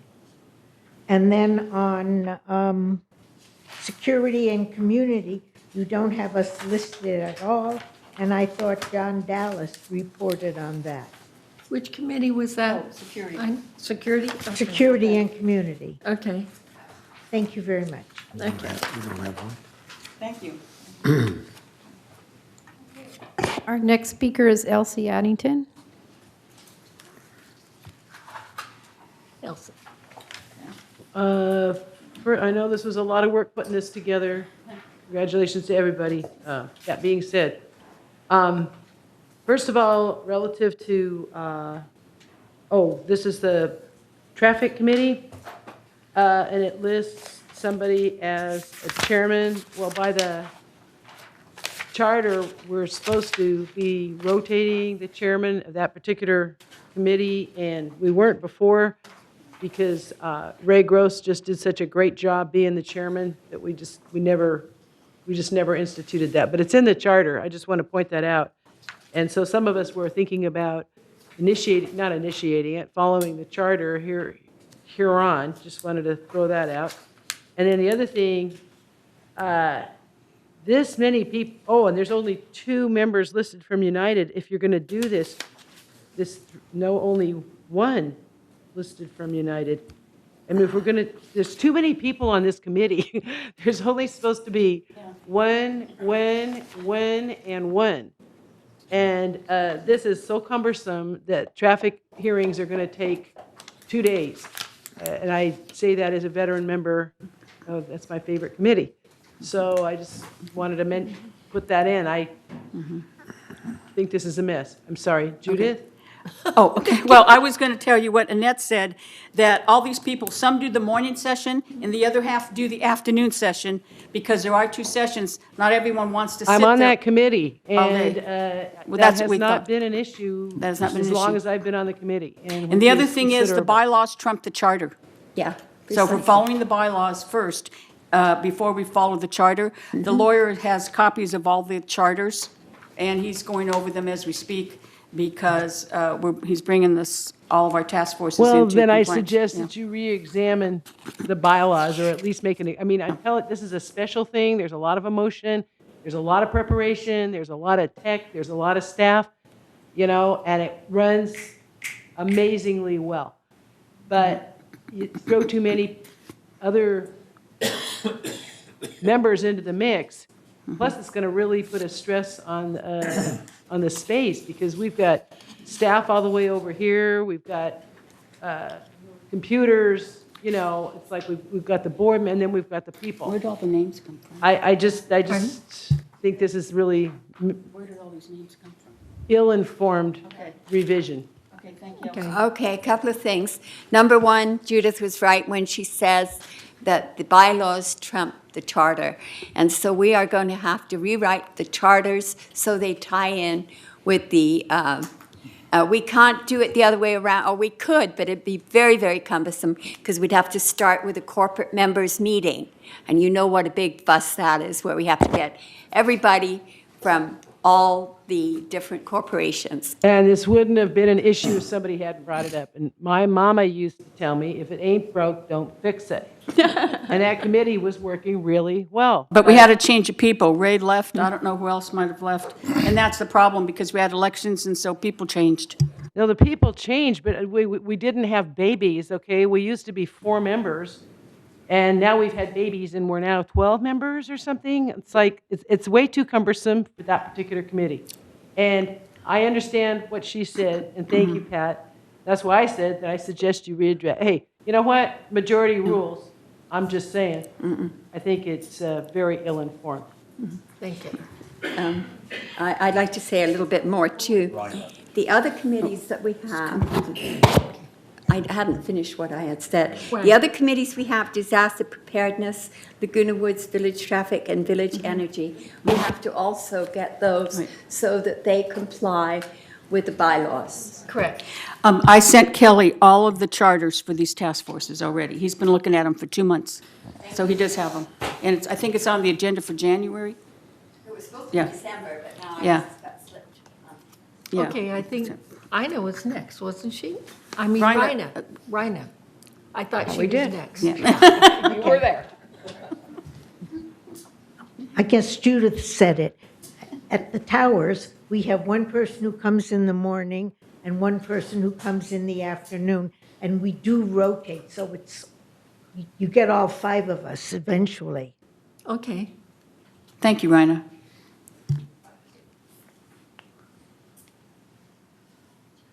I take issue. This is not a standing committee. That's right. GRF is reforming these quote-unquote other committees, the task disaster preparedness, the traffic hearings, and the village energy. It has not been approved by corporate members. It has not been communicated to the other mutuals, which is why you find some have more, some have less, some got a word, some didn't get a word.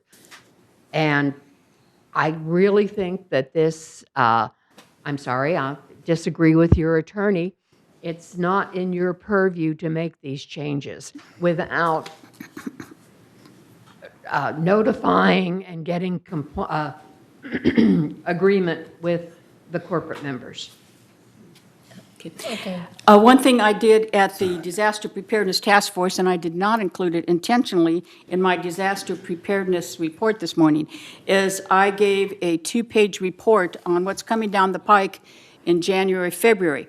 Our attorney has informed us that task forces are a GRF committee if they use GRF funds or they use GRF property or buildings to function. If this committee functions through GRF's funds or its building, and even our advisors, people like on the task force that haven't been advisors before are going to have to be called advisors now because they give us advice on what buildings we need a tower, so they're covered under our D&O. So these are all changes that are coming due to our legal counsel, and we're going to be looking at any task force that uses GRF property, trust property, or GRF monies, trust money. They have to follow GRF bylaws and the GRF trust. And so those are the reasons we're being forced to make these rules. I fought for years to keep disaster preparedness separate from the GRF committees. So, but even I have been put in my place, and so I'm being forced by our chair and our lawyer to go with the flow to stay legal. And so I'm sorry if that's offensive to some people, but even I have to admit I was wrong once in a while. Okay, Don? Yeah, I have to agree with Elsie and Juanita. This Laguna Woods Village Traffic Committee is not a standing committee. I've been here 18 years. That committee has always had one member from each mutual and one from GRF. Now, they can add a morning or an afternoon person, but they've never had this many. That's a pretty sensitive committee with people coming in with traffic citations, and I don't think you need a lot of people there. It's not a committee, that's right. It is so. And I don't think this up could with be our changed without. Yeah, And this- we'll be this is the first discussing that I've heard of it. in closed meeting. Yes. Director Okay. Tibbetts, Yes, yeah. well, under 7.1.2, they talk about ad hoc and task forces and everything else, and they say specifically that it must comply with 7.1.1, and the 7.1.1 says 3, 2, 2, 1 is one of the things. It is. It's an administrative function. We deal out violations and we decide people's culpability. Has nothing to do, we don't sit around and discuss the facts like we do on a committee. Not in your purview. It's a hearing. It's a hearing, like members' hearings. Okay, I no don't more agree. cross-discussion. Yeah, And I do because agree with that part because we're going to look into it. If it's not using GRF funds to function and it's not using GRF buildings to function and do their work, then it would not come under GRF committee. So it'll be that simple. And so the lawyer may look at it and, agree with you as well. So, are we done with this? Any more Okay. discussion? All right, no more Now we're discussion? ready to vote. I call for the vote.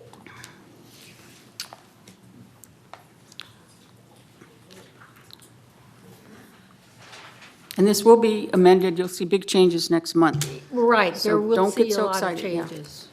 And just speaking from the chair, we want to be able to follow the guidelines that we already have, our bylaws, and put them in place. If we find that it is not required by our bylaws, we will take a consideration. You going to communicate it to the other neutrals? We'll do what we're supposed to. Yeah, when we make the change, we're not Yeah. near making the changes yet, like I said, January, February. Yeah, so, okay. Sorry, I'm breaking the open meeting act, and I apologize. Okay, so lively discussion. Okay, so that's been approved. And the next item on the agenda is the broadband services update. And Chuck? We did, we voted online, right there in front of you. Motion Yeah. passes. Yeah. Oh, how come it's not on their screen? Oh, it's on this one, okay.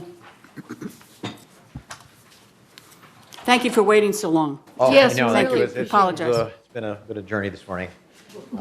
Good morning, members of the board, Madam Chair. As I was introduced, my name is Chuck Holland. I'm the Broadband Services Director and also the Information Services Technology Director as well. I just wanted to give everybody a quick update on where we're at with broadband services. There's a couple items that we got going on right now we wanted to really bring to your attention and remind you of.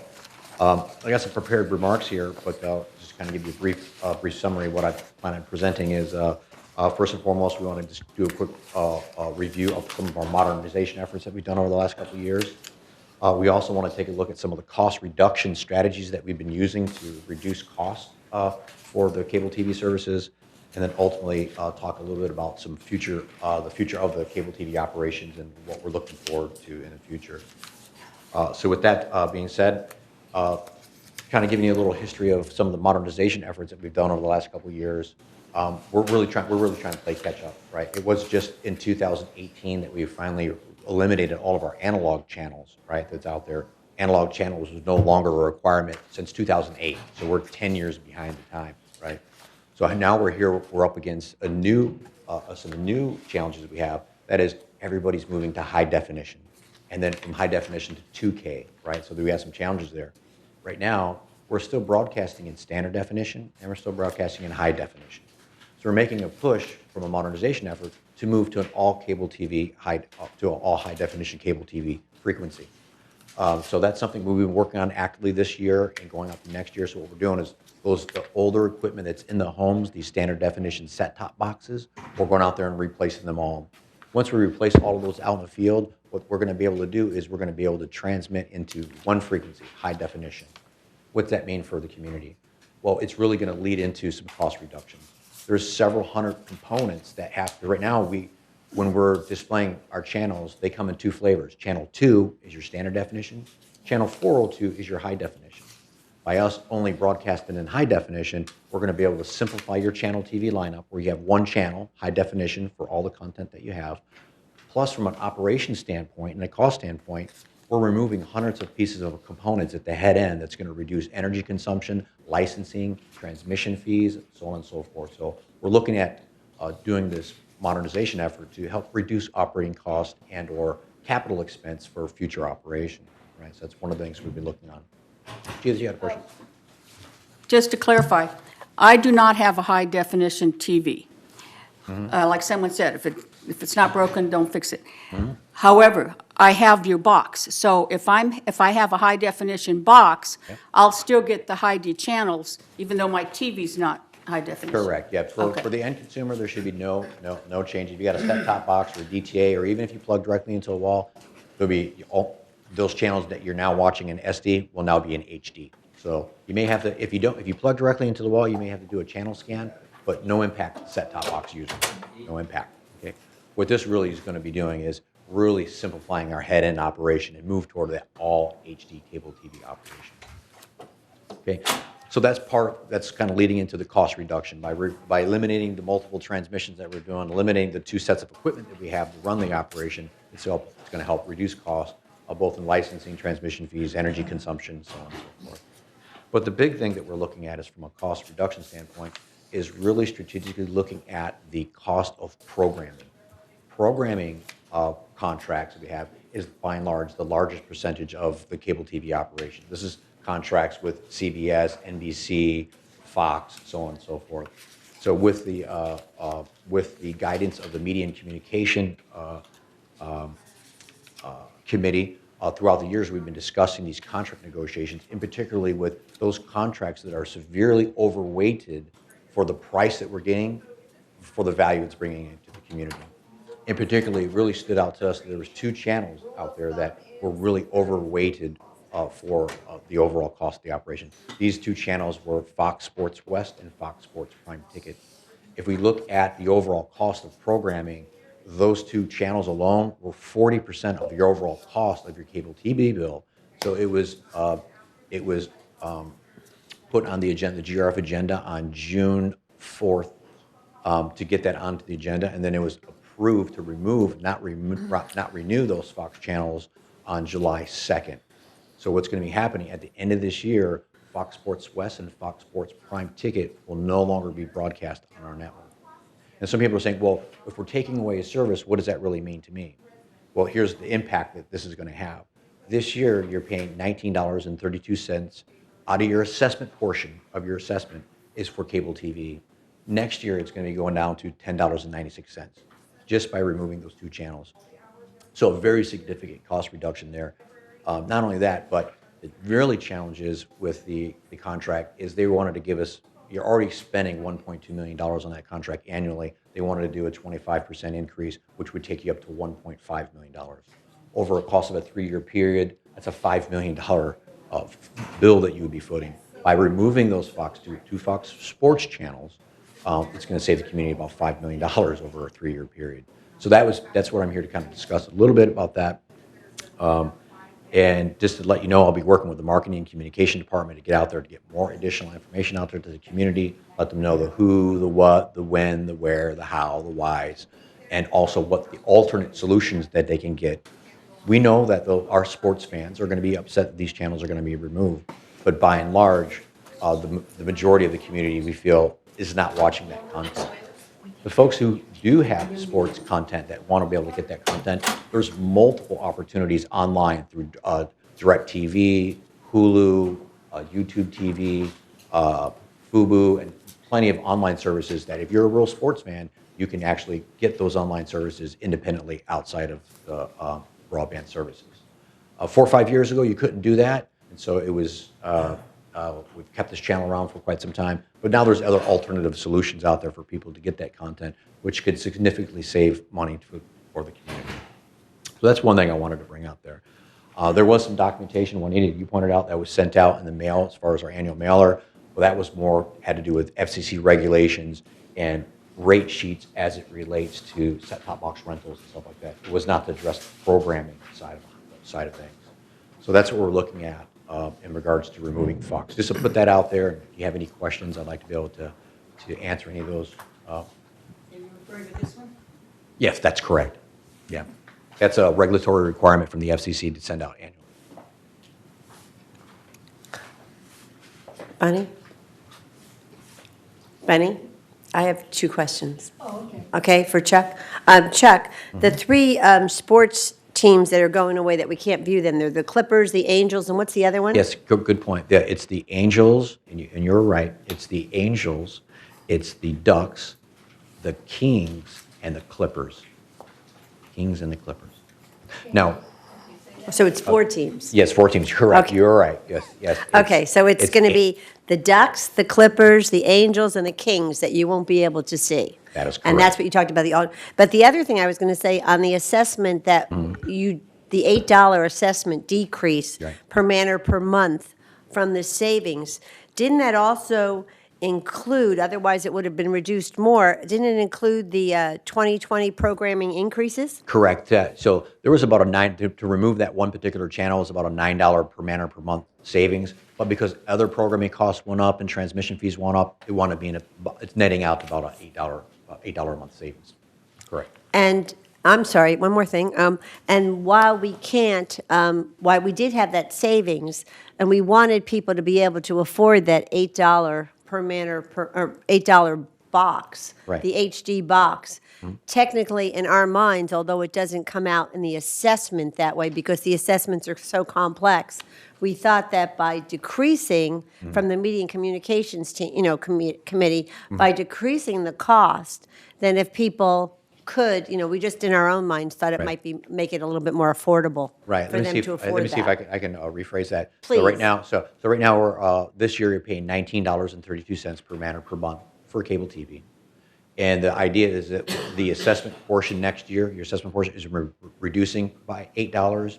We thought maybe that would give people the opportunity, if they wanted to rent a DTA or a set-top box of some type, the lowest cost one being $7.95. That would allow them to get the TV guide, all the HD channels that we have, as well as remove that customer service nightmare of having to rescan your TV. So that's what was how that pricing we came up with that pricing structure for that. So what are we trying to do here? With some of the modernizations efforts that we have, we're getting it caught up to like a tier 1 provider where we're all HD. We got a channel guide. We're going to start rolling out more boxes. But we really have to start thinking about what the future of cable TV is. Everything's really going online streaming. The industry's changing quite a bit. It seems like we're getting 5 and 10% increase, contract increase. It's not unlikely for some of us to be trying to have 200% increases, 150% increases. And with this latest one, Fox is a 20 to 25% increase. So right now, once we get a chance to get caught up from a hardware infrastructure standpoint, stabilize, we really need to start taking a look at the future. What's the future of cable TV going to look like here at the Village? So we're working with the Media and Communications Committee. We're also working with the Alternative Revenue and Cost Sharing Task Force. I hope I got that right. And looking at what are some of the other opportunities that are out there. So we're looking at working with third-party consultants who specialize in the cable TV industry to really look at us. What is that 3 and 5, 10-year game plan to cable TV? Is there something that we can do that's more cost-effective than what we're doing now for both cable and internet?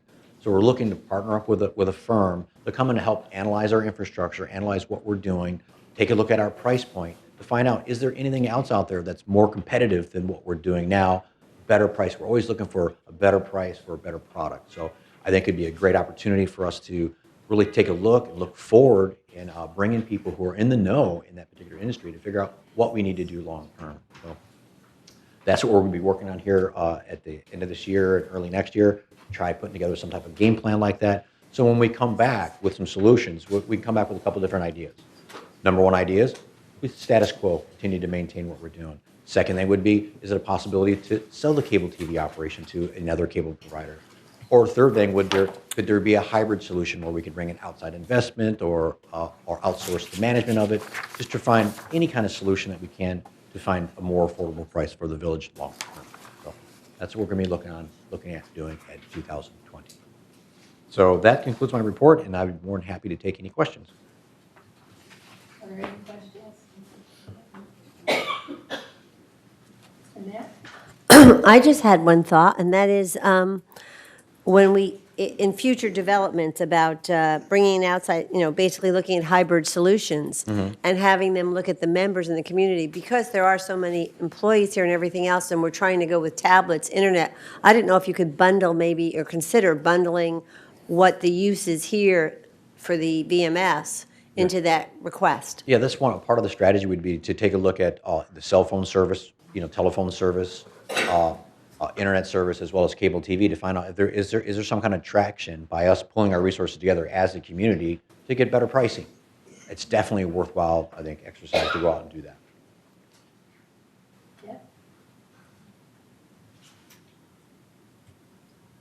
This is just so interesting. Everybody in the community uses the TV, so we're all really interested in this. And then you're talking about the future and what may be happening.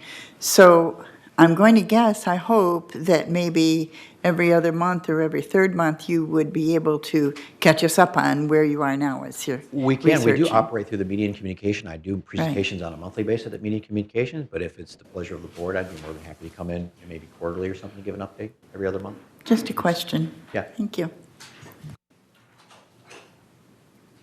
Any other questions? Easy crowd. Okay, all right. Have a good afternoon. Thank you. Okay, the next thing on the agenda is to entertain a motion to approve the proposed ridership agreement with Lyft contingent on approval of the board in the closed meeting. And I didn't have my microphone on. Do I need to repeat that? Yes. Okay. The next item on the agenda is to entertain a motion to approve the proposed ridership agreement with Lyft contingent on approval of the board in closed session. So the board in closed session will review and analyze the costs and the agreement. And I must say that the committee has, pardon? I'll read that from the committee. Okay, all right. Judith said she'll read from the committee because we have evaluated the program and also the agreement. So Judith?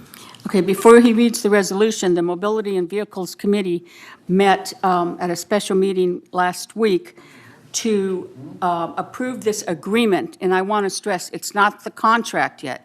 It's just an agreement. Right. And staff's report was, we are authorizing the approval of a proposed ridership agreement with Lyft to provide an on-call transportation service during the non-fixed route. In other words, it'll take the place of most of Plan a Ride. Operating hours in an estimated annual amount not to exceed $70,000 as specified in the implementation plan for the short-range transit plan, approved by the Board of Directors. That was back in November 5th. So on November 5th, the board unanimously approved the short-range transit plan, implementation plan, and authorized the Transportation Division to negotiate with Lyft Incorporated to provide an on-call transportation service to the village residents. This service would supplement the revised Plan a Ride system by providing transportation services to residents outside the fixed route operating hours of Monday through Saturday, 8 to 9, and 5 to 10 p.m., 8 to 5 on Sunday. The discussion was the new program under this proposed ridership agreement would be called Boost and utilize the services of Lyft Incorporated to provide rides arranged by using a mobile application or by calling the Transportation Division. The concept is to have rides available to residents within 15 minutes during the specified hours within having to make an advanced reservation. You can see the benefit right there. There would be no charge to the residents. And as long as the trips remain within the village transportation system boundaries, in other words, where our buses go now, as long as you stay within those parameters, there's no charge to the resident. The resident would receive confirmation notification via a cell phone or by landline to inform them of the driver's arrival time, the driver's name, the type of vehicle, and if you're using the app on your phone, they even give you the color of the vehicle and the license number of the car, so you know what you're looking for and who's picking you up.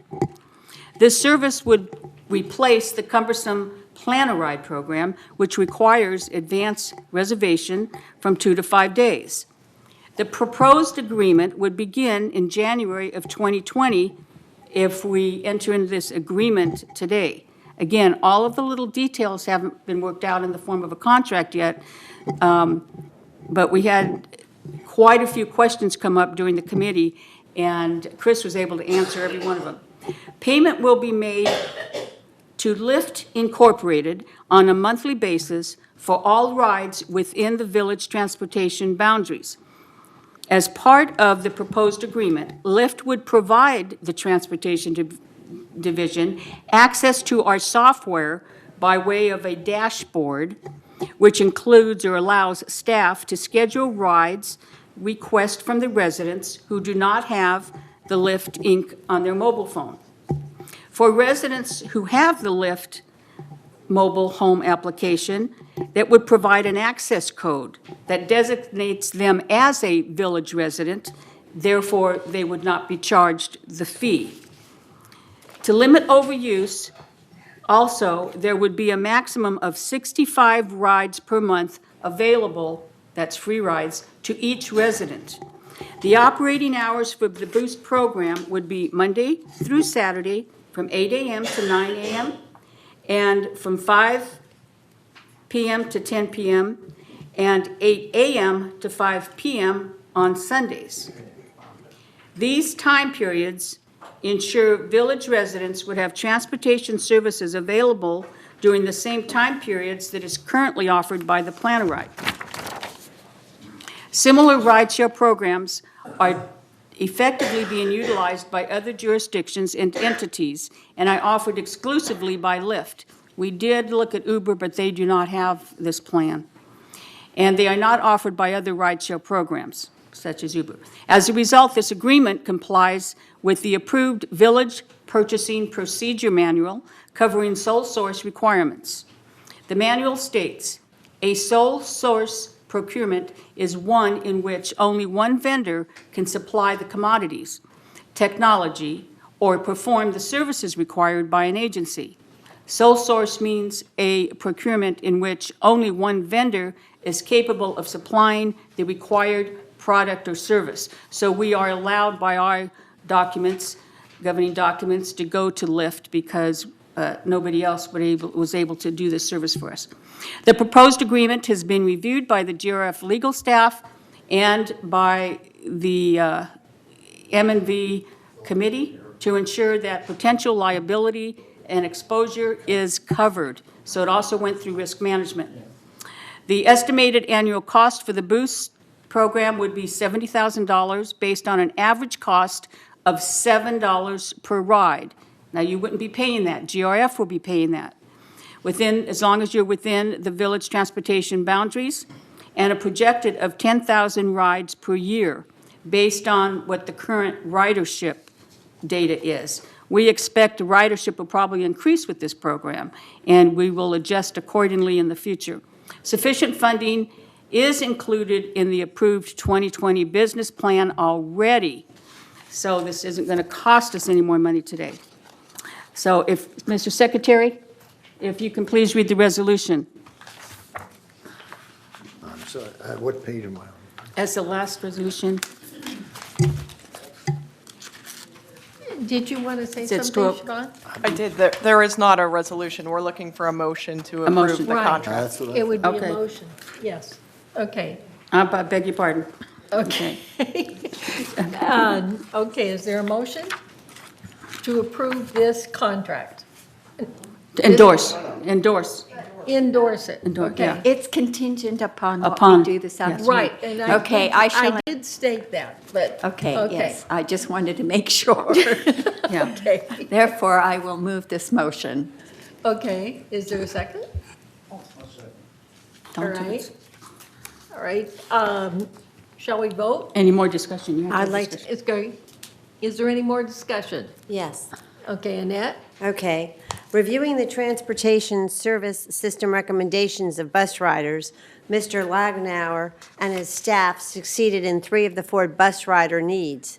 This 4th recommendation to me is a desire because it was originally a short-term alternative to cutting the bus routes initially. That's how it started. The first recommendation that was satisfied was a redesigned fixed route system that incorporates neighborhood, commercial, and wellness routes with pickups every 30 minutes.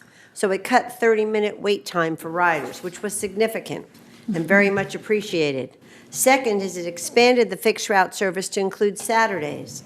Third, it reprioritized Plan-A-Ride services to focus on those with medical disabilities, and that's not what this is covering, correct? Correct. Right. Okay, I want to make sure that that's really in there. The January 2020 bus system will be a huge improvement over the 2019 schedule. These 3 recommendations will be achieved in 2020. Unfortunately, no cost cutting was realized. This 2020 bus system satisfies the request for additional convenience. Let's test these new additions in 2020, remembering the $2 million cost to members already is $20 per manner per month. Waiting to see the 2020 bottom line bus cost before examining the 4th request is prudent. The fourth recommendation should be revisited in 2020 for 2021, meaning, for example, the Monday through Saturday rides between 8 and 9 a.m. and 5 to 10 p.m. and Sunday 8 to 5. My lift analysis upon the $7 per ride average, 65 rides per month max is irrational and needs to be removed. Does this lift contract cease when the money runs out?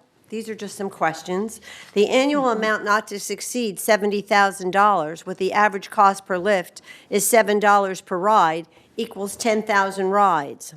If you say 10,000 annual rides in 12 months, that's 833 monthly lift rides. 833 monthly lift rides divided by 4, meaning one person uses it 4 times, equals 208 users per month. If 833 rides are used twice a month, that gives you 416 users per month. If 1/6 of 18,000 residents use Lyft, that equals 3,000 folks. If each of these 3,000 folks use Lyft 65 times a year, times $7, for the average cost, that equals $1,365,000. 2020 GRF assessment would increase $14 per man or per month to do that. This, to me, does not pencil out. I feel GRF is overreaching on other members' pocketbooks, and with doing this would be acting irresponsible. Thank you. Someone who can answer a lot of our questions. Chris is here from M&V, and some of these figures and the money you say this is going to cost us. Do you know that this is for closed session?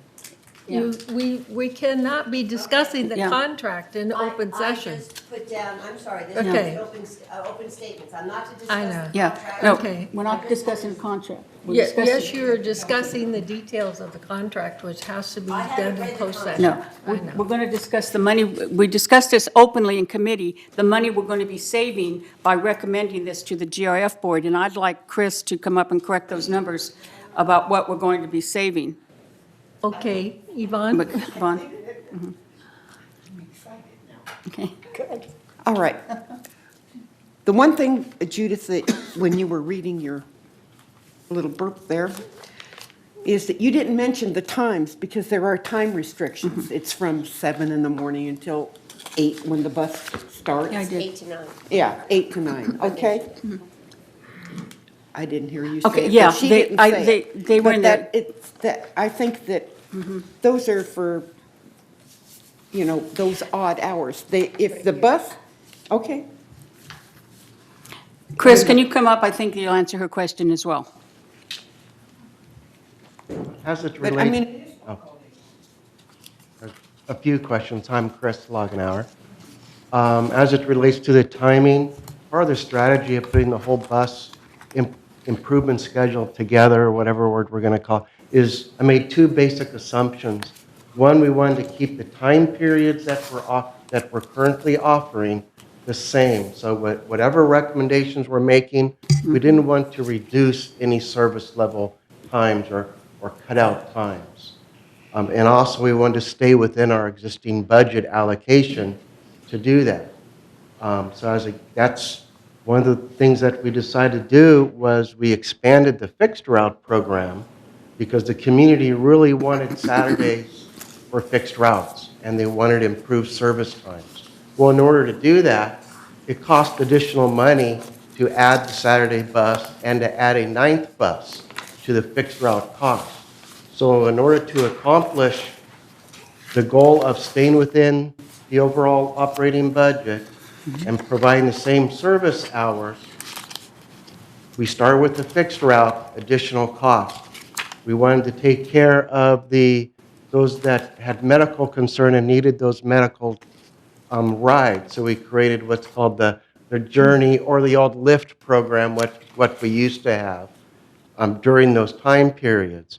In order to cover the remaining times of specifically and during the evening hours between 5 and 10, staff is making the recommendation to go with this Lyft contract. That way we're keeping the ridership available to the residents. And there's no program reduction, it's just a different way of doing it. In essence, all we're doing is, instead of having our staff run the planner ride, which is very expensive to do internally, plus it's very efficiency-wise, we've been having a lot of problems with our phone system, with our reservation system, and a lot of that. It's not an efficient way of providing that additional service that's kind of left over. We looked at tying into what some other cities and other places have done by setting up a contract with a rideshare company such as Lyft. It's been very successful in other cities where they've incorporated this.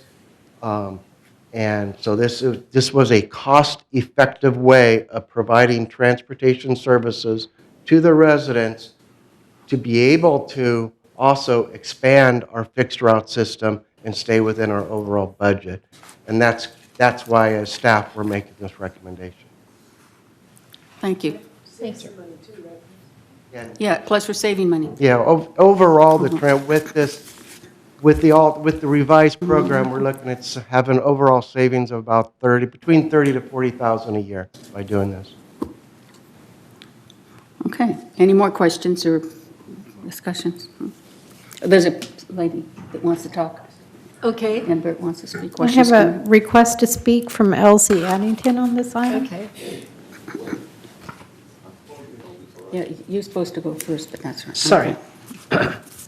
That I'm coming again, I mean, excuse me. I'm here to support the board's favorable consideration of the proposed contract with Lyft. As a member of the GRF Mobility and Vehicles Committee, and the only director who regularly rides the buses,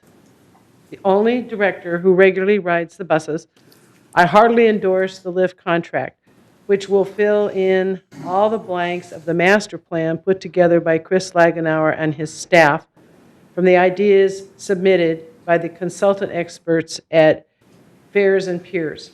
As the treasurer of United, I'm excited at the prospect of the anticipated savings of over $30,000 to the 2020 budget. Thank you for your contributions to this community and your consideration of this proposed program. Very well said, Elsie. Thank you very much. And Bert was next. Sorry. I think where the problem arises is that we don't see the numbers, okay, before us. And I would like to see the numbers. You have statistics based on utilization by people. I mean, we've been collecting this now, what, for a year or more? Through Plan a Ride, we know how many people would require a ride during the hours of 8 and 9 and after 5 o'clock at night. I mean, it would seem to me that if we have these numbers, we could plug them in, and I'm assuming you did, and that's how you arrived at the $30,000. At the committee level, we did, yeah. Yeah. So on that basis, I think it's probably a good number. 6 months trial. Right. Oh, yeah, also, this is just a trial. This is like a pilot program. The way it's going to be built into the final contract, and even the agreement we have now, is just as little as 30 days' notice, we can stop everything. So this is a very flexible agreement. 60 days. We're not, 60 days. Yeah. We're not bound to anything. So that's why I like it, because it's so flexible and we can get out of it if it's not working. Okay, Annette? My next question is, if we were to pass this Lyft program, are we simultaneously then going to stop the Plan a Ride? And is there a motion to stop it? Or what happens with Plan a Ride? Okay, all right. Chris covered that. Oh, Siobhan. Siobhan. I just want to remind the board that last month you approved the 5-point implementation plan, and that did call for the right to negotiate with Lyft for this program and the end to the Plan a Ride service as we know it today. Correct. Thank you, Siobhan. Did we answer your question? Yes, you did. Okay. Thank you so much. All right. Okay, we're ready to vote? Any more discussion? Any more, any more discussion? Okay. Okay. Vote on our screen. No more? Okay, Okay, there we so go. I call for a vote. I hit it. There we go. And just remember, it's going to be moved to closed to further analyze. For the contract, and the yeah, program. purposes, yeah. Yes, That's all we're doing. okay. I did.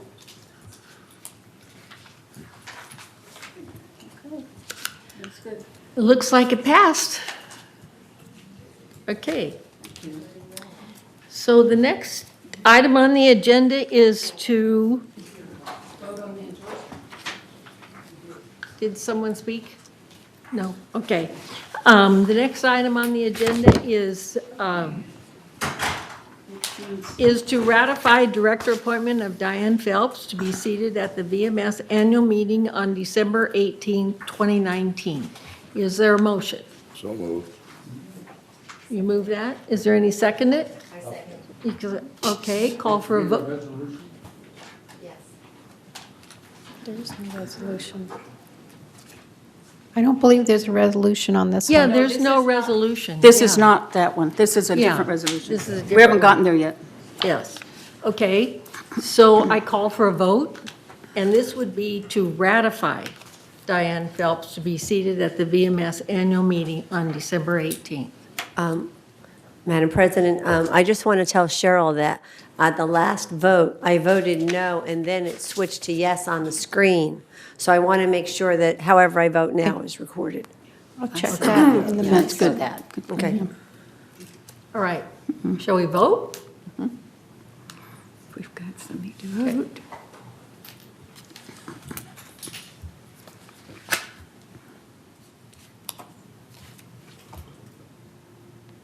Because everybody has not voted. Director Tibbetts, your vote? He's trying to, Yes. but it doesn't seem to be working for him. Yeah, Okay, there we go. Director Don Tibbetts, your vote? Okay.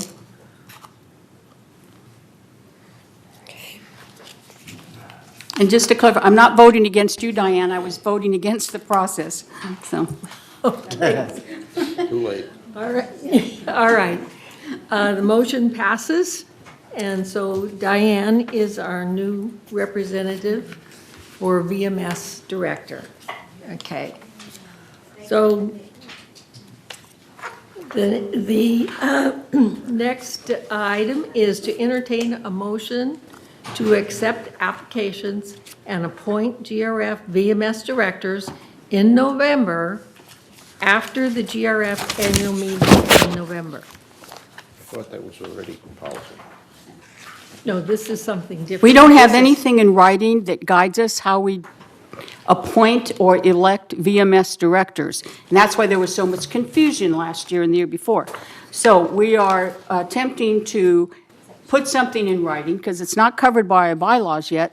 So that's why we want a resolution giving us some guidelines going forward, how we direct VMS directors. Is that clear?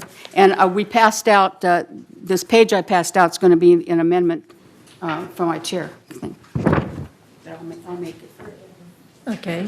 But, hey, you going to read the last amendment? You got to read it. I'm sorry. Mr. Secretary has to read the resolution. It's the last one. Tell him what. 13D, page 6 of 6, Yeah. but it's not Well, wrong. it's not a 13D. resolution. Entertain a motion to accept applications and appoint GRF/VMS directors in November after the GRF annual meeting in November. No, you read no. You read the blue sheet. There is Yvonne? no blue sheet. Yes, there is. Oh, I'm sorry. Yes. Yes. Like, It's not, Page 6 of 6. okay, so Resolution 90-20-XX, election policy for annual appointments to the VMS Board of Directors. Whereas the Board of Directors has recognized the need to specify how Section 4.3, appointment and term of office of the VMS bylaws is implemented by the GRF Board to bring consistency and specify the process of moving forward. Now therefore be it resolved, December 3, 2019, that the Board of Directors of this corporation hereby adopts the election policy and for annual appointments to the VMS Board of Directors as attached to the official minutes of this meeting, and resolve further that the officers and agents of this corporation are hereby authorized on behalf of the corporation to carry out the purpose of this resolution. December initial notification. Should the board endorse the proposed revision, staff recommends that the motion be made, seconded, to accept the resolution and allow discussion to ensure that the resolution reads to the satisfaction of the board. Staff then recommends that the board members postpone the resolution to the next available board meeting, no less than 28 days from the postponement, to comply with Civil Code 4360. I move this resolution be adopted. I second the motion, and I would like to read the policy and amend it. If I may, Madam Chair. This is on page 3 of 6, agenda item 13D. It's the white page that's titled Election Policy for Annual Appointments to the VMS Board of Directors, Resolution 90-20-XX, adopted January 7th of 2020. And the purpose sets forth guidelines regarding the new Golden Ring Foundation Board of Directors, makes annual appointments to the Village Management Services Board of Directors. Specifically, this policy outlines Section 4.3, that's appointment in terms of office in the VMS bylaws. However, since GRF doesn't follow VMS bylaws, we had to come up with our own policy. Definitions. Annual meeting of corporate members is pursuant to Section 5.2 of the GRF bylaws. The annual meeting of corporate members is the second Wednesday of November, keep that in mind, of each year at 10 a.m., unless the Board of Directors fixes another time and notifies the corporate members per Section 5.4 of the GRF bylaws. Appointment process. The appointment process includes all steps, including the advertisement of vacancies, candidate nomination period, and appointment by the Board of Directors. The election schedule occurs in November. The annual appointment of a director to the VMS Board of Directors occurs in November, beginning with the advertisement of the vacancy, which will start on November 1st, and concluding with the board appointments on November 30th. In other words, after the new board has been seated. The appointment occurs after the annual meeting of the corporate board members, which is where the new board is appointed and seated. Advertising, the annual vacancy is advertised beginning on November 1st of that particular year, and since November 1st, if it's on a holiday or falls on a weekend, then several methods of utilizing the advertising will be considered. Candidate nomination period. The candidate nomination period opens on the first Tuesday of November each year, immediately following the announcement of the vacancy and opening of the nomination period by the board president at the vacancy and opening of nomination at the board president as the monthly GRF Board of Directors. Meeting and closes 3 weeks later. The nomination period is 3 weeks in duration and closes approximately 2 weeks following the annual meeting or 2 weeks after the new board is seated. D, transmittal of applications to the board. The corporate secretary transmits candidate applications to the board by the end of the day following the close of the nomination period. Annual appointments in November. The annual appointment of a director to the VMS Board of Directors occurs at a special board meeting on November 30th, unless November 30th, again, is a holiday or falls on a weekend. The application required an incumbent candidate. The annual appointment of a director to a VMS Board of Directors occurs as outlined above. The Board of Directors cannot reappoint an incumbent GRF director without conducting the process outlined above. If there's only one candidate, then that candidate submits an application during the candidate nomination period. The Board of Directors will consider and vote on the applicant during a special board meeting on November 30th, or I might add, follow the process stated above. Number 5, which I've handed out, term limits. 5A, all directors shall have a term limit of 3 years. A director who resigns or is removed, or a director who will have served 2 successful full terms may not again be a director until the expiration of 12 months after ceasing to be a director. That refers to Article 6.3.1 in the GRF bylaws. Removal of a VMS director. 6A, any director may be removed without cause at any meeting of the Board of Directors of GRF, providing notice of the meeting is given not less than 30 days before the meeting, and the notice states the intention to vote on the matter of a possible removal and specifies the directors subject to possible removal without cause. And number 2, provision is made for any director to be heard at the meeting prior to that vote.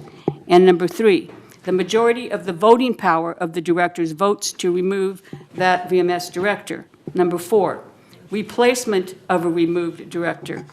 4A, a removed director may not be a candidate to fill a vacancy at the election where they were removed. B, election to fill the vacancy created by the removal shall be held at a special meeting, and election shall confirm the nomination period and conform to the nomination period as stated above. So that is the policy itself. And so now I seconded the motion, so there's a motion on the floor. And don't forget, this is, everything I read is part of the motion. So, Okay, ahead, who's Arnold. first? Pat? Oh, I don't know, I think, Annette? I think I was first. I have a couple things with that. I think you did a really great job, whoever put that together, but the couple things I have is, when you talk about a holiday, since this is November, I would use the word 2-day holiday, so that way it would include Thanksgiving and the day after Thanksgiving, because a lot of people are out of town during that time, and I think you'd have trouble getting quorum.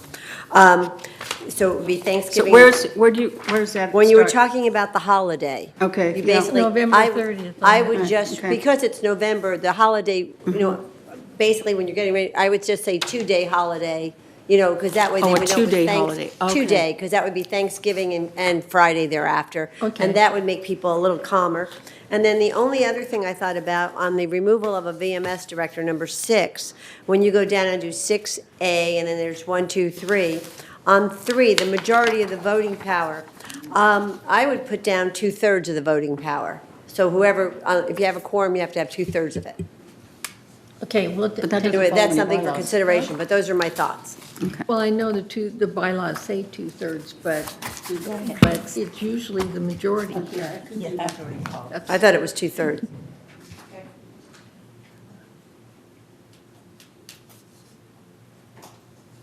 Okay, any other?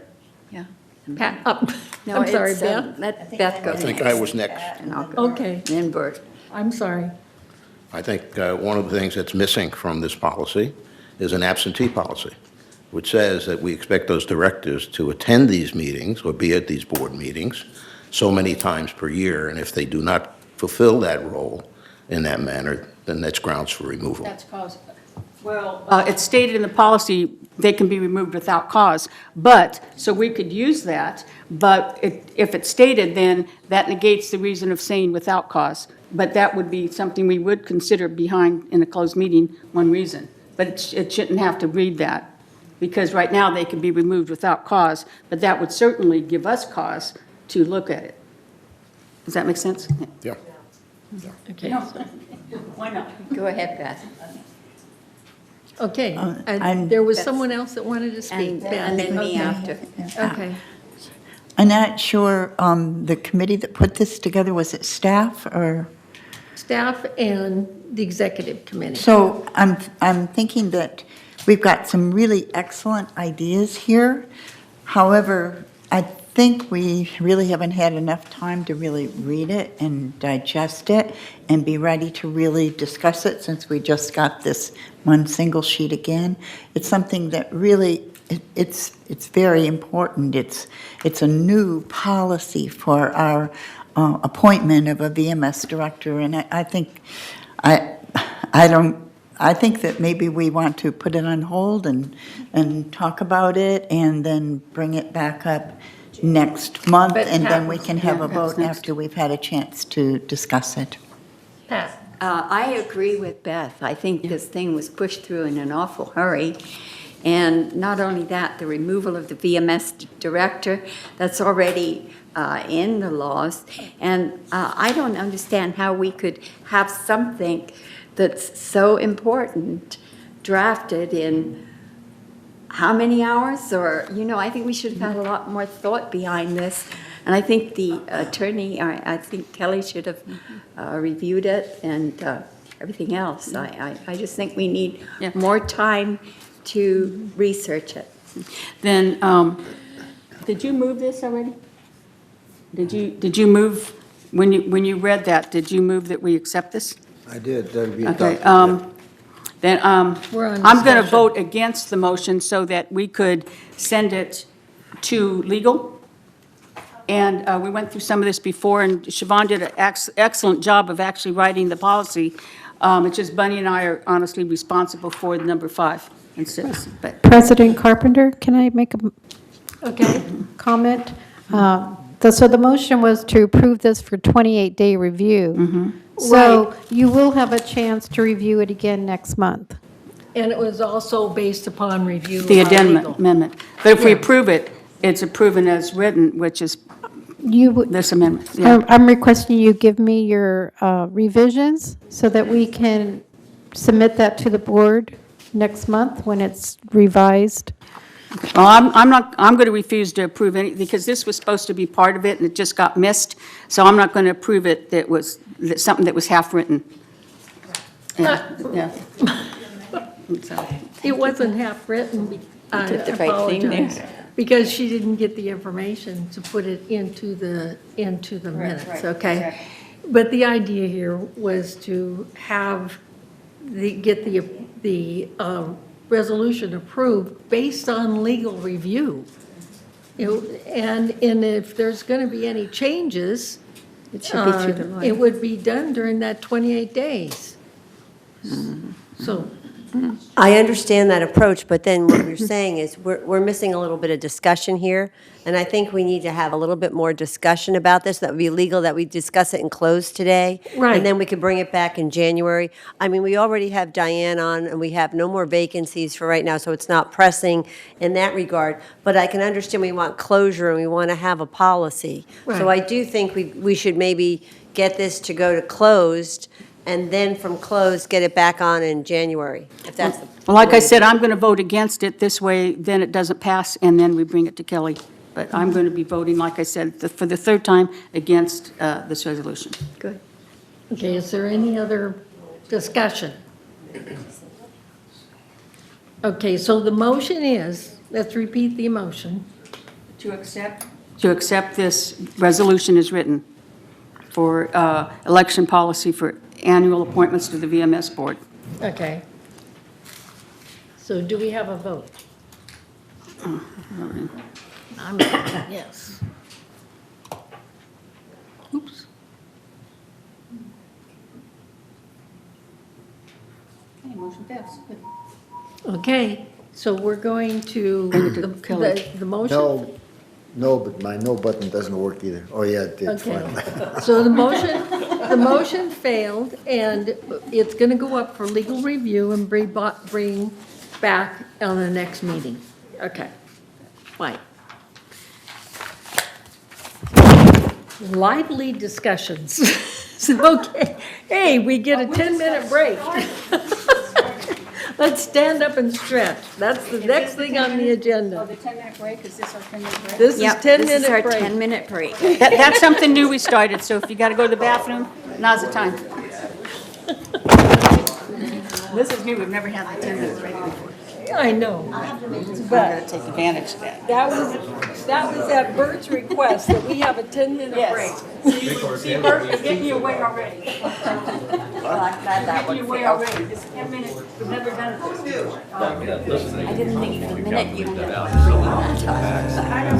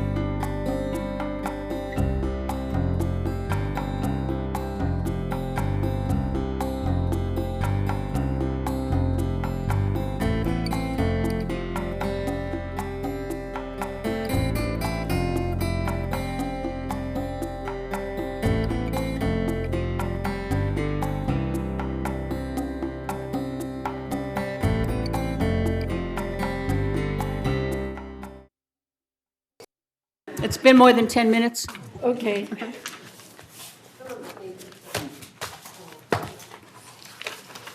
We lost some of our audience.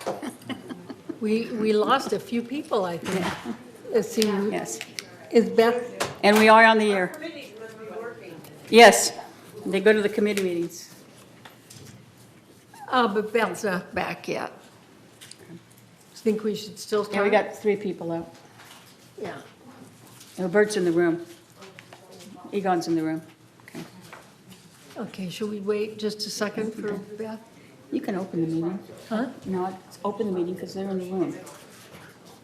Okay. It's what? Go ahead and open the meeting because Okay. they're in the room. Okay. We're opening the meeting again, and now we're ready for committee reports. So I'd like a report. Are you ready? Yes. No? Hallelujah. Oh. He's ready. We're ready for lunch. Okay. All right, so the financial report from Director English.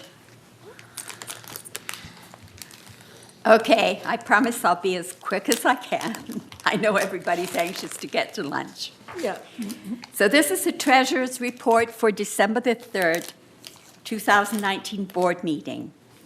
Slide number 1. Through the reporting period of October 31st, 2019, total revenue for GRF was $37.4 million, compared to expenses of $35.1 million, resulting in net revenue of $2.3 million. Slide 2, please. Slide 2. In finance, we keep a close eye on the operating portion of our financial results. The operating fund, without depreciation and unrealized gain on available for sale investment, shows a loss of $535,000 through the reporting period. Slide 3, please.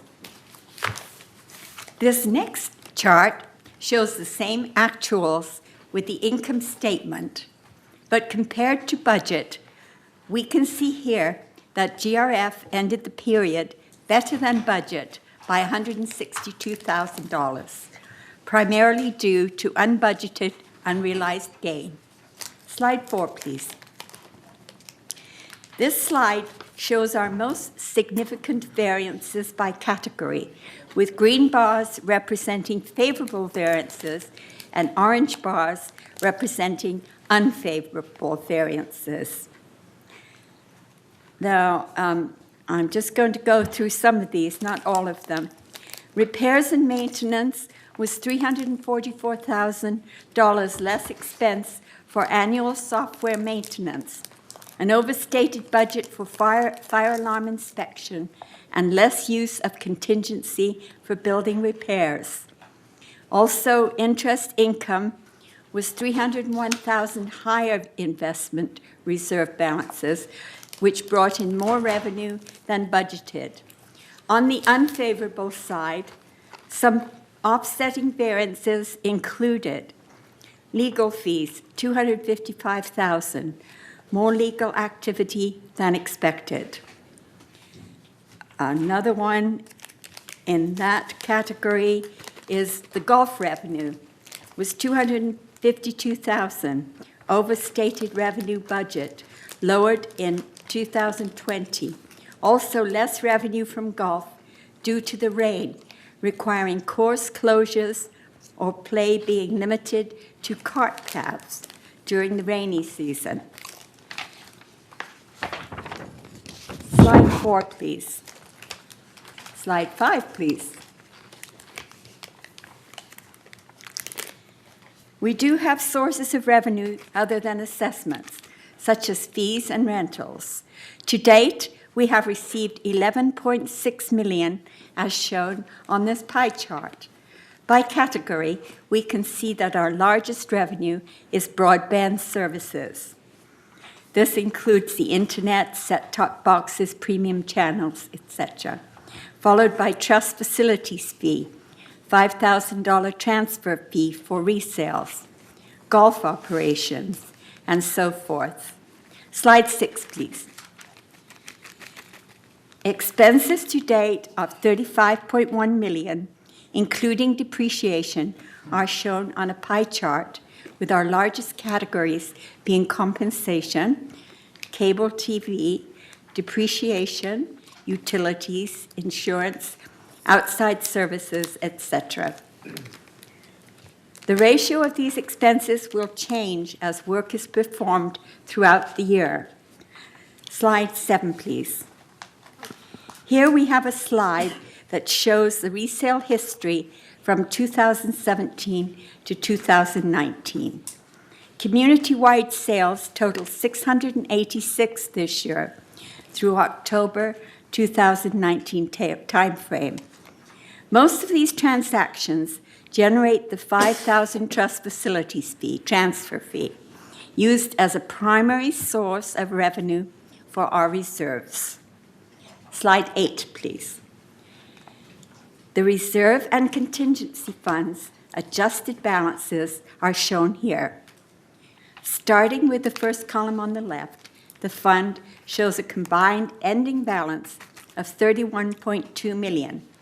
Included in this total are contributions received this year through assessments, trust facilities fees, and interest earnings. The second column shows the work in progress of $8.5 million, reflecting the amounts paid for projects not yet complete. The third column represents the resulting adjusted fund balance of $22.8 million. Slide 9, please. We compare this to historical adjusted fund balances for the past 5 years on this next chart, showing that GRF has averaged about $23 million in reserve and contingency funds. Slide 10, please. The listing on this slide gives you an idea where the reserve money is committed. Of the $24.4 million appropriated by the board for various projects and equipment purchases, the remaining encumbrances against our reserve and contingency funds of $12.4 million, primarily for renovation projects. That's it for the slides. I hope the additional information on our financial report is helpful. I remind you that much more detail is provided in the GRF Finance Committee meeting, which are available online and at the GRF Finance Committee meetings. Thank you very much.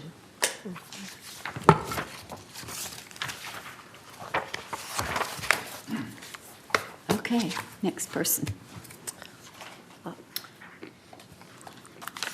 Are you going to report anything on the investment?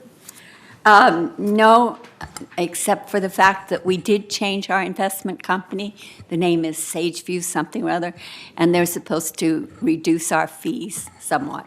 I believe it was like from 0.07 to 0.02 or something of that nature. But I don't have any definite figures on that yet. Thank you. Okay, Annette? Hi.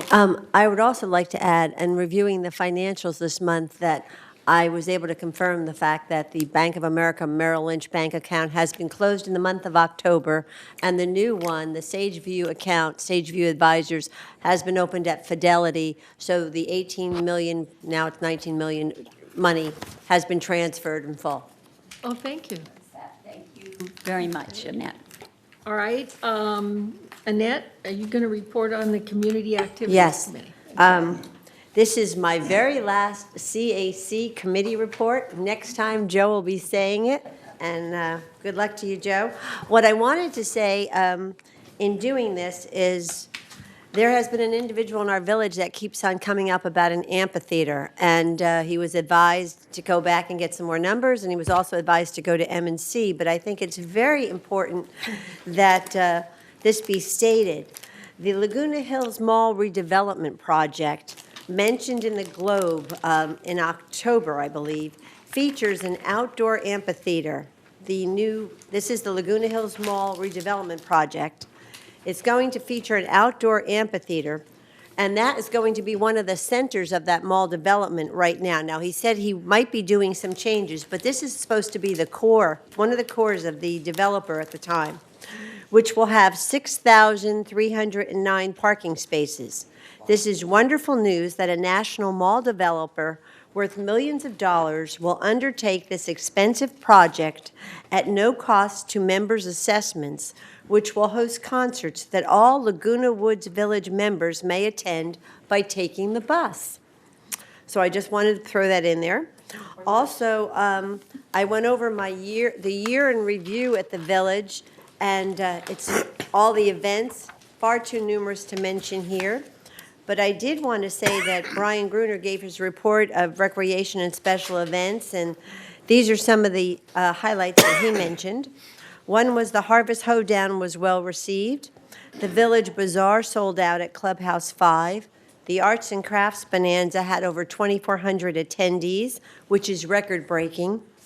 Veterans Day had over 140 attendees and included speakers Mayor Cynthia Connors and the American Legion Commander Joe Rainey and Colonel Clark from the 1st Marine Regiment of Camp Pendleton. Staff has done a great job organizing the events, as we have so many throughout the year. Mr. Gruner also stated that the Performing Arts Center renovation is anticipated to begin in May of 2020. And he stated that staff changes have been implemented at the Performing Arts Center, restructuring operating procedures. Staff will host a re-grand opening when construction is complete at the Performing Arts Center. And staff is working with the Bridge Club to improve operations and to ensure fairness. Then Miss Murphy gave her report, and she reported on the following upcoming events, which have now passed. There's Blue Thursday Music event, and that was at the Restaurant 19 from 5 to 7 p.m. And then there was a free Monday night movie, and that was November the 18th, and that continues on Mondays. Let's see, the Thanksgiving buffet, of course, sold out, and the holiday festival at Clubhouse 2 will be on December the 7th at 6 p.m. with music from the Sugar Plums, Spark of Love, Toy Drive, hot cocoa and cookies will be served. Timeless Melodies 1930, the year in music, will be at Clubhouse 2 today on December the 3rd. The annual volunteer luncheon will be at 11:30 a.m. on December the 6th at Clubhouse 5. The Christmas buffet will be held on December 25th at Clubhouse 5 at 1 p.m. New Year's Eve may be celebrated at the Performing Arts Center with Ricky Nelson Remembered tribute at 6 o'clock and 8:30 p.m. and at the Clubhouse 5 Rockin' New Year's Eve dance at 6:30 p.m. And if you're interested in tickets, I believe they'll go on sale sometime this week. Ms. Murphy reported that the return of the themed dinners beginning in February with a Parisian menu. The soup and salad buffet will be replaced with a Mexican buffet beginning in January. Monday Night Football at the Village Greens will continue until December the 23rd and will host free chips and salsa and a happy hour food specials. The Holiday Light Tour bus excursion will be held December 17th, 18th, and 19th at 7 p.m. each night. The lottery for this excursion will start on November the 25th, and January 22nd will be the Disneyland excursion with a $10 bus fee. The new fee will be implemented for each excursion beginning in January of 2020. The free Hatha yoga class with Christine DeYoung will be at Clubhouse 7 on Fridays from 1 to 2:15 p.m.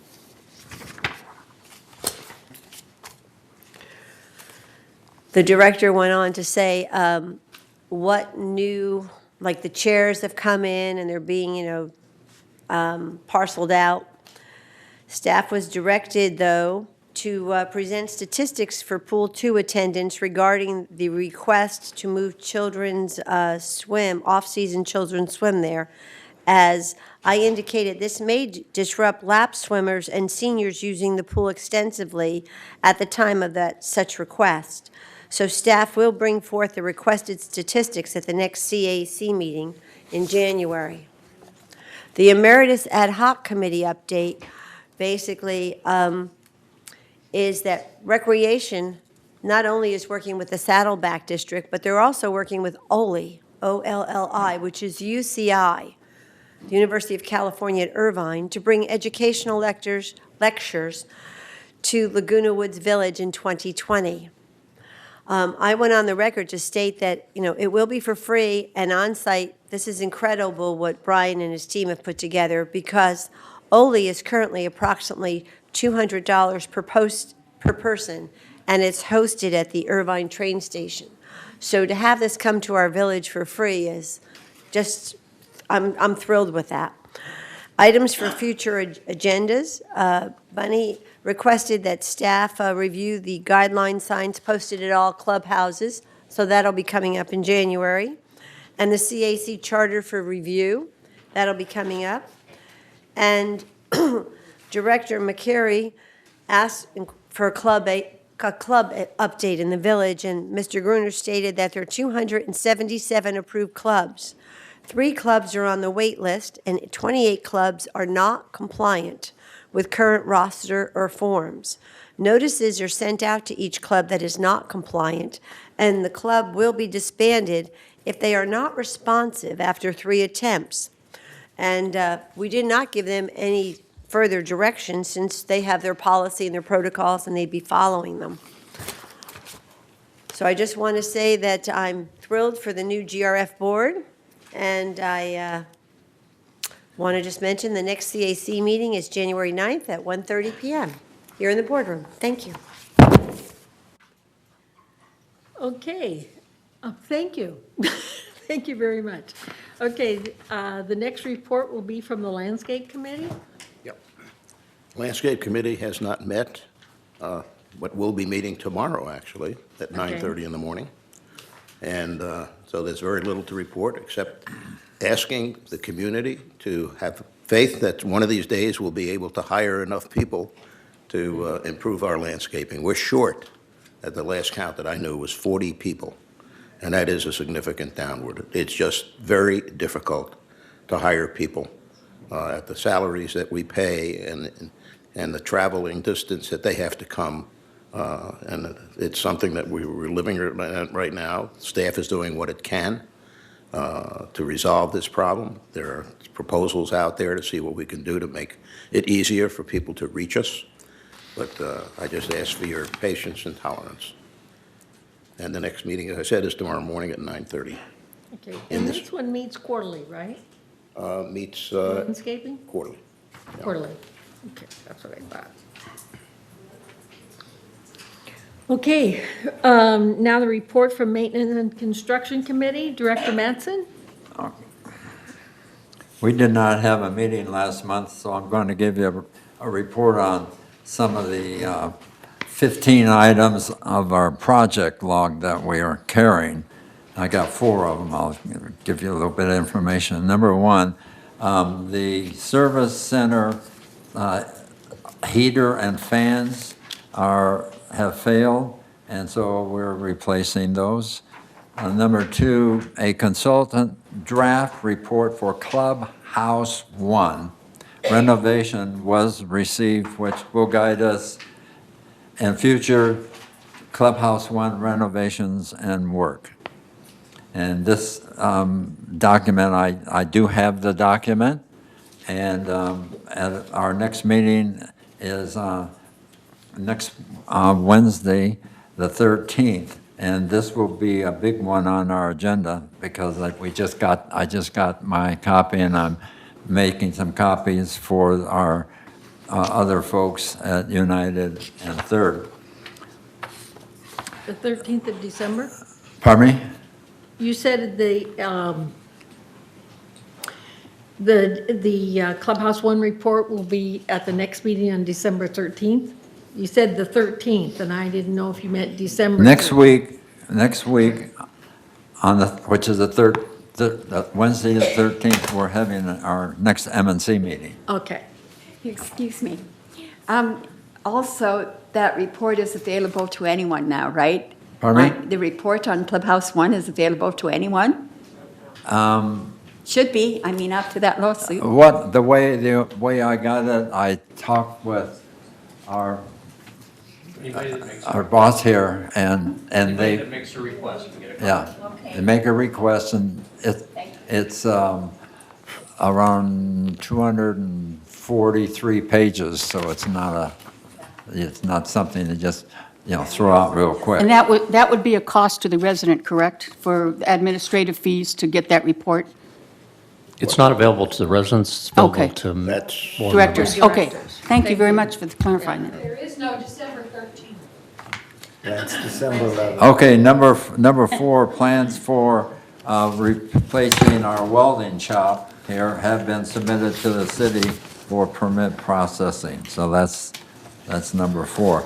Like I said, our last meeting is next Wednesday, the 13th. No, right it's here in Wednesday, this. the 11th. It's the 11th. What? The 11th. I think it was changed because. No, it's Friday is the 13th. Okay. Oh, it's Friday? No. It's the 11th. Wednesday, the 11th. Yeah. Wednesday is the 11th. Okay. We'll see. Okay, that's all I have. Okay.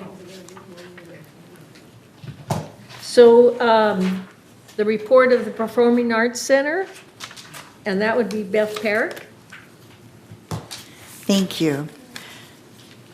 The architect's plans, the architect that was hired, I think it was 4 years ago, anyway, did plans and designs for the entire building, and then the way that they work it for us is they show stages, 1, 2, 3. So you don't have to do everything at one time, which is what we opted to do, just stage 1. And stage 1 is what we're doing now, and that is safety. So where they will be addressing the issues on the stage, the riggings on the stage, and, pardon? Yes, and of course, addressing ADA and some cosmetic changes. So that's what's happening with this design in stage 1. Stage 2 and 3 will be coming, who knows, at a later date, and GRF and maybe the VCF donations will help with getting that finished, but that's down the line. Thursday, December 12th is our meeting, and what the architects will be doing is presenting the plan design with approximate costs, which will help GRF to get an overall view of approximate cost and give VCF some ideas on maybe what they might look for looking for donations. And then it goes out to bid. So the PAC will be closed from May 2020 through November 2020 to have this work done with the stage. And I know that everybody's thinking, well, what's going to happen? So what's going to happen is the groups that use this facility are aware of the plans, such as community concerts and the Theater Guild, and they've made their arrangements. And folks that have meetings in the meeting rooms, and during the time that it will be closed, they've been working on finding additional rooms for them. And so then for us, GRF members, we will not have a PAC ad hoc. We will be looking as a team, a GRF board, looking at what's going on with Clubhouse 1, because that will be our really big assignment next. Thank you. Thank you. Okay, the next one, do we have a report for the Energy Task Force? Bert? The last time the Energy Task Force met was in September. The subsequent meeting of November was canceled by staff, and there is no set date for the future meeting. Okay. There's a long list of items that have to be addressed that are just waiting. I would suspect if we had a meeting tomorrow, it would probably take 4 or 5 hours. So that's where we stand today. Okay, thank you. All right, we have a report for the Media and Communications Committee. All right. Director Thank you. Soul? Yes, I served as the interim chair, and now I'll be going forward in this much-loved committee that I'm thrilled to be on. I was the acting chair of the meeting, and I recognized the service of the directors and all the boards and committees. And I thanked and honored Joan Milliman for her service as previous chair of the Media and Communications Committee and her integral part of many programs, including but not limited to the Village Breeze, the Centenarian Project, and Thrive. I will not be reporting on Chuck Holland since he gave us a report today, so that will shorten this up a bit. I just want to talk about Marketing and Communications report by Eileen Paulin. Ms. Paulin reported that Chuck Holland recently completed an excellent update to the search feature on the website, and Ms. Paulin discussed the benefit of an all-board orientation program. The staff is recommending an orientation workshop for all board members after January 1st, 2020. And then Becky Jackson, who's part of the team, has been diligent in updating the code red list, as many emails are listed incorrectly in what's known as ICE. Mr. Holland and his staff has currently been cleaning the ICE database, and Ms. Paulin stated the new resident orientations are going very well. Under items for discussion and consideration, it was the presentation of a trash and recycling communication. Ms. Paulin presented the trash and recycling communication project utilizing a PowerPoint presentation. She identified contamination by dumping in third, contaminated recycling, dump and run, trash and recycling misinformation, waste management, illegal dumping, communication barriers, flyers that meet the challenges, touch points such as disposal sites, website, mailrooms, laundry room, racks, realtors, monitors, village TV, how to, hold messages, sales and leasing, alterations, and social services. The Wishful Recycler campaign quiz on Facebook, Village TV, and board meetings, and to present campaigns at board meetings. She reported the contract is confirmed with Memorial Care regarding the magazine, because they are going to sponsor it, so it'll be published at no cost to us. This magazine will result in enhanced communication and cost savings for Laguna Woods Village, which is incredible. And the next date of our next meeting, I know, we did reach out. I was on Village Television, and I talked about what Chuck reported today about the channels going away and the lowering of the assessment. But with the complexity of all of the new changes to television, we did put out an SOS that we'd like some help.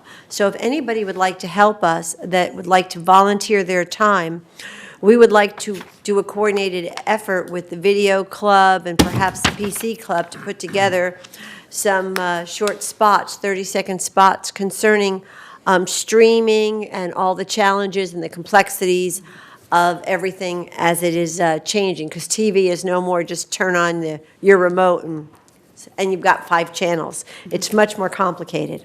So please come, with that said, to the next meeting, which is Monday, December the 16th at 1:30 p.m. here in the boardroom. Thank you. Thank you. Okay, next would be the report of the Thrive Task Force, and that would be Director Parrott. Thank you. You'll remember that last year, the Thrive group sponsored the Centenarian Project. And so this year, we decided that we were going to focus on kindness and looking at Laguna Woods Village as a community of kindness. Our last meeting, we had Tom Tate, who was the mayor of Anaheim, who began the project, the Kindness Project in Anaheim, and it became nationally and internationally known. He goes around different countries speaking of cities of kindness. Anyway, Eileen Paulin, thankfully, was able to get him to come and speak to our committee, and he gave us so many really, really good practical ideas, talking about how, you need to start with your neighbors and reaching out with kindness and different kindness activities, maybe potlucks in the cul-de-sac, different things like that. So, and he gave us, I don't know, he gave us maybe 4 hours of discussion of ideas for instituting kindness here in Laguna Woods Village. In addition to that, we've seen that we decided to have it be a year of kindness in September, and in October, we read that UCLA has just received a $20 million grant to do research on kindness. So you can see that we have got other ideas of where we can go and get more information to really help with this project. So stay tuned, because we will be talking on TV. As a matter of fact, the 19th of December, Cindy Whitney will be a representative from Thrive on the Today in LA, this day, and talking about where we are with the Kindness Project. And also, please check out What's Up and In the Breeze, because we will be keeping you informed of what's happening with the Thrive Project in Laguna Woods Village, a community of kindness this year. Thank you. Good. All right, the next is a report of the Mobility and Vehicles Committee. Director Troutman. Okay, I pretty much gave most of my report when we were talking about the lift agreement. It says here that we were supposed to meet December 4th. Staff had called and asked if we can cancel that because they want to put all their efforts in getting caught up with the new lift program. So that meeting was noticed as being canceled at least 2 weeks ago. We do have it up on the board outside, and it's been in a couple of news reports. As far as the outdoor concerts that I was so excited to hear about from Director Soul, it'll be a couple of years probably before that's built, but you could probably take the new lift program to go to those concerts because it's within our parameters.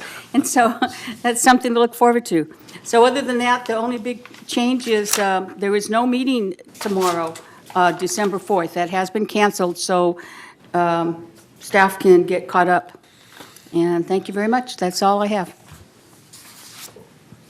Okay, the report on Security and Community Access Committee. Director Tibbetts. Thank you. There was no meeting last month, but I would like to remind you of some items that we've talked about in the past. The number one complaint we get in security is from falls, inside and outside.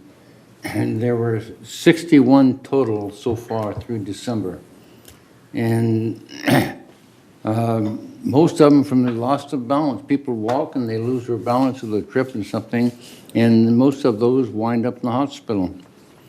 I was kind of curious when Beth was talking about the Kindness Project, and then looking at my report, the number one crime we have in the village is petty theft. Our neighbor stealing from neighbor, mostly in the carports and then on some patios. Traffic collisions total through November, 134, and 21 of those being hit and run. And our next security meeting will be December 23rd. It's scheduled for that. That might be canceled. We aren't sure yet. That's it. Thank you. All right, thank you. Okay, then the future agenda items. All matters listed under future agenda items are resolutions on 28-day public review or items for a future board meeting. No action will be taken by the board on these agenda items at this meeting. The board will take action on these items on a future board meeting. So do we need to discuss any of these? No. Okay, but we have added on D that the alternative revenue and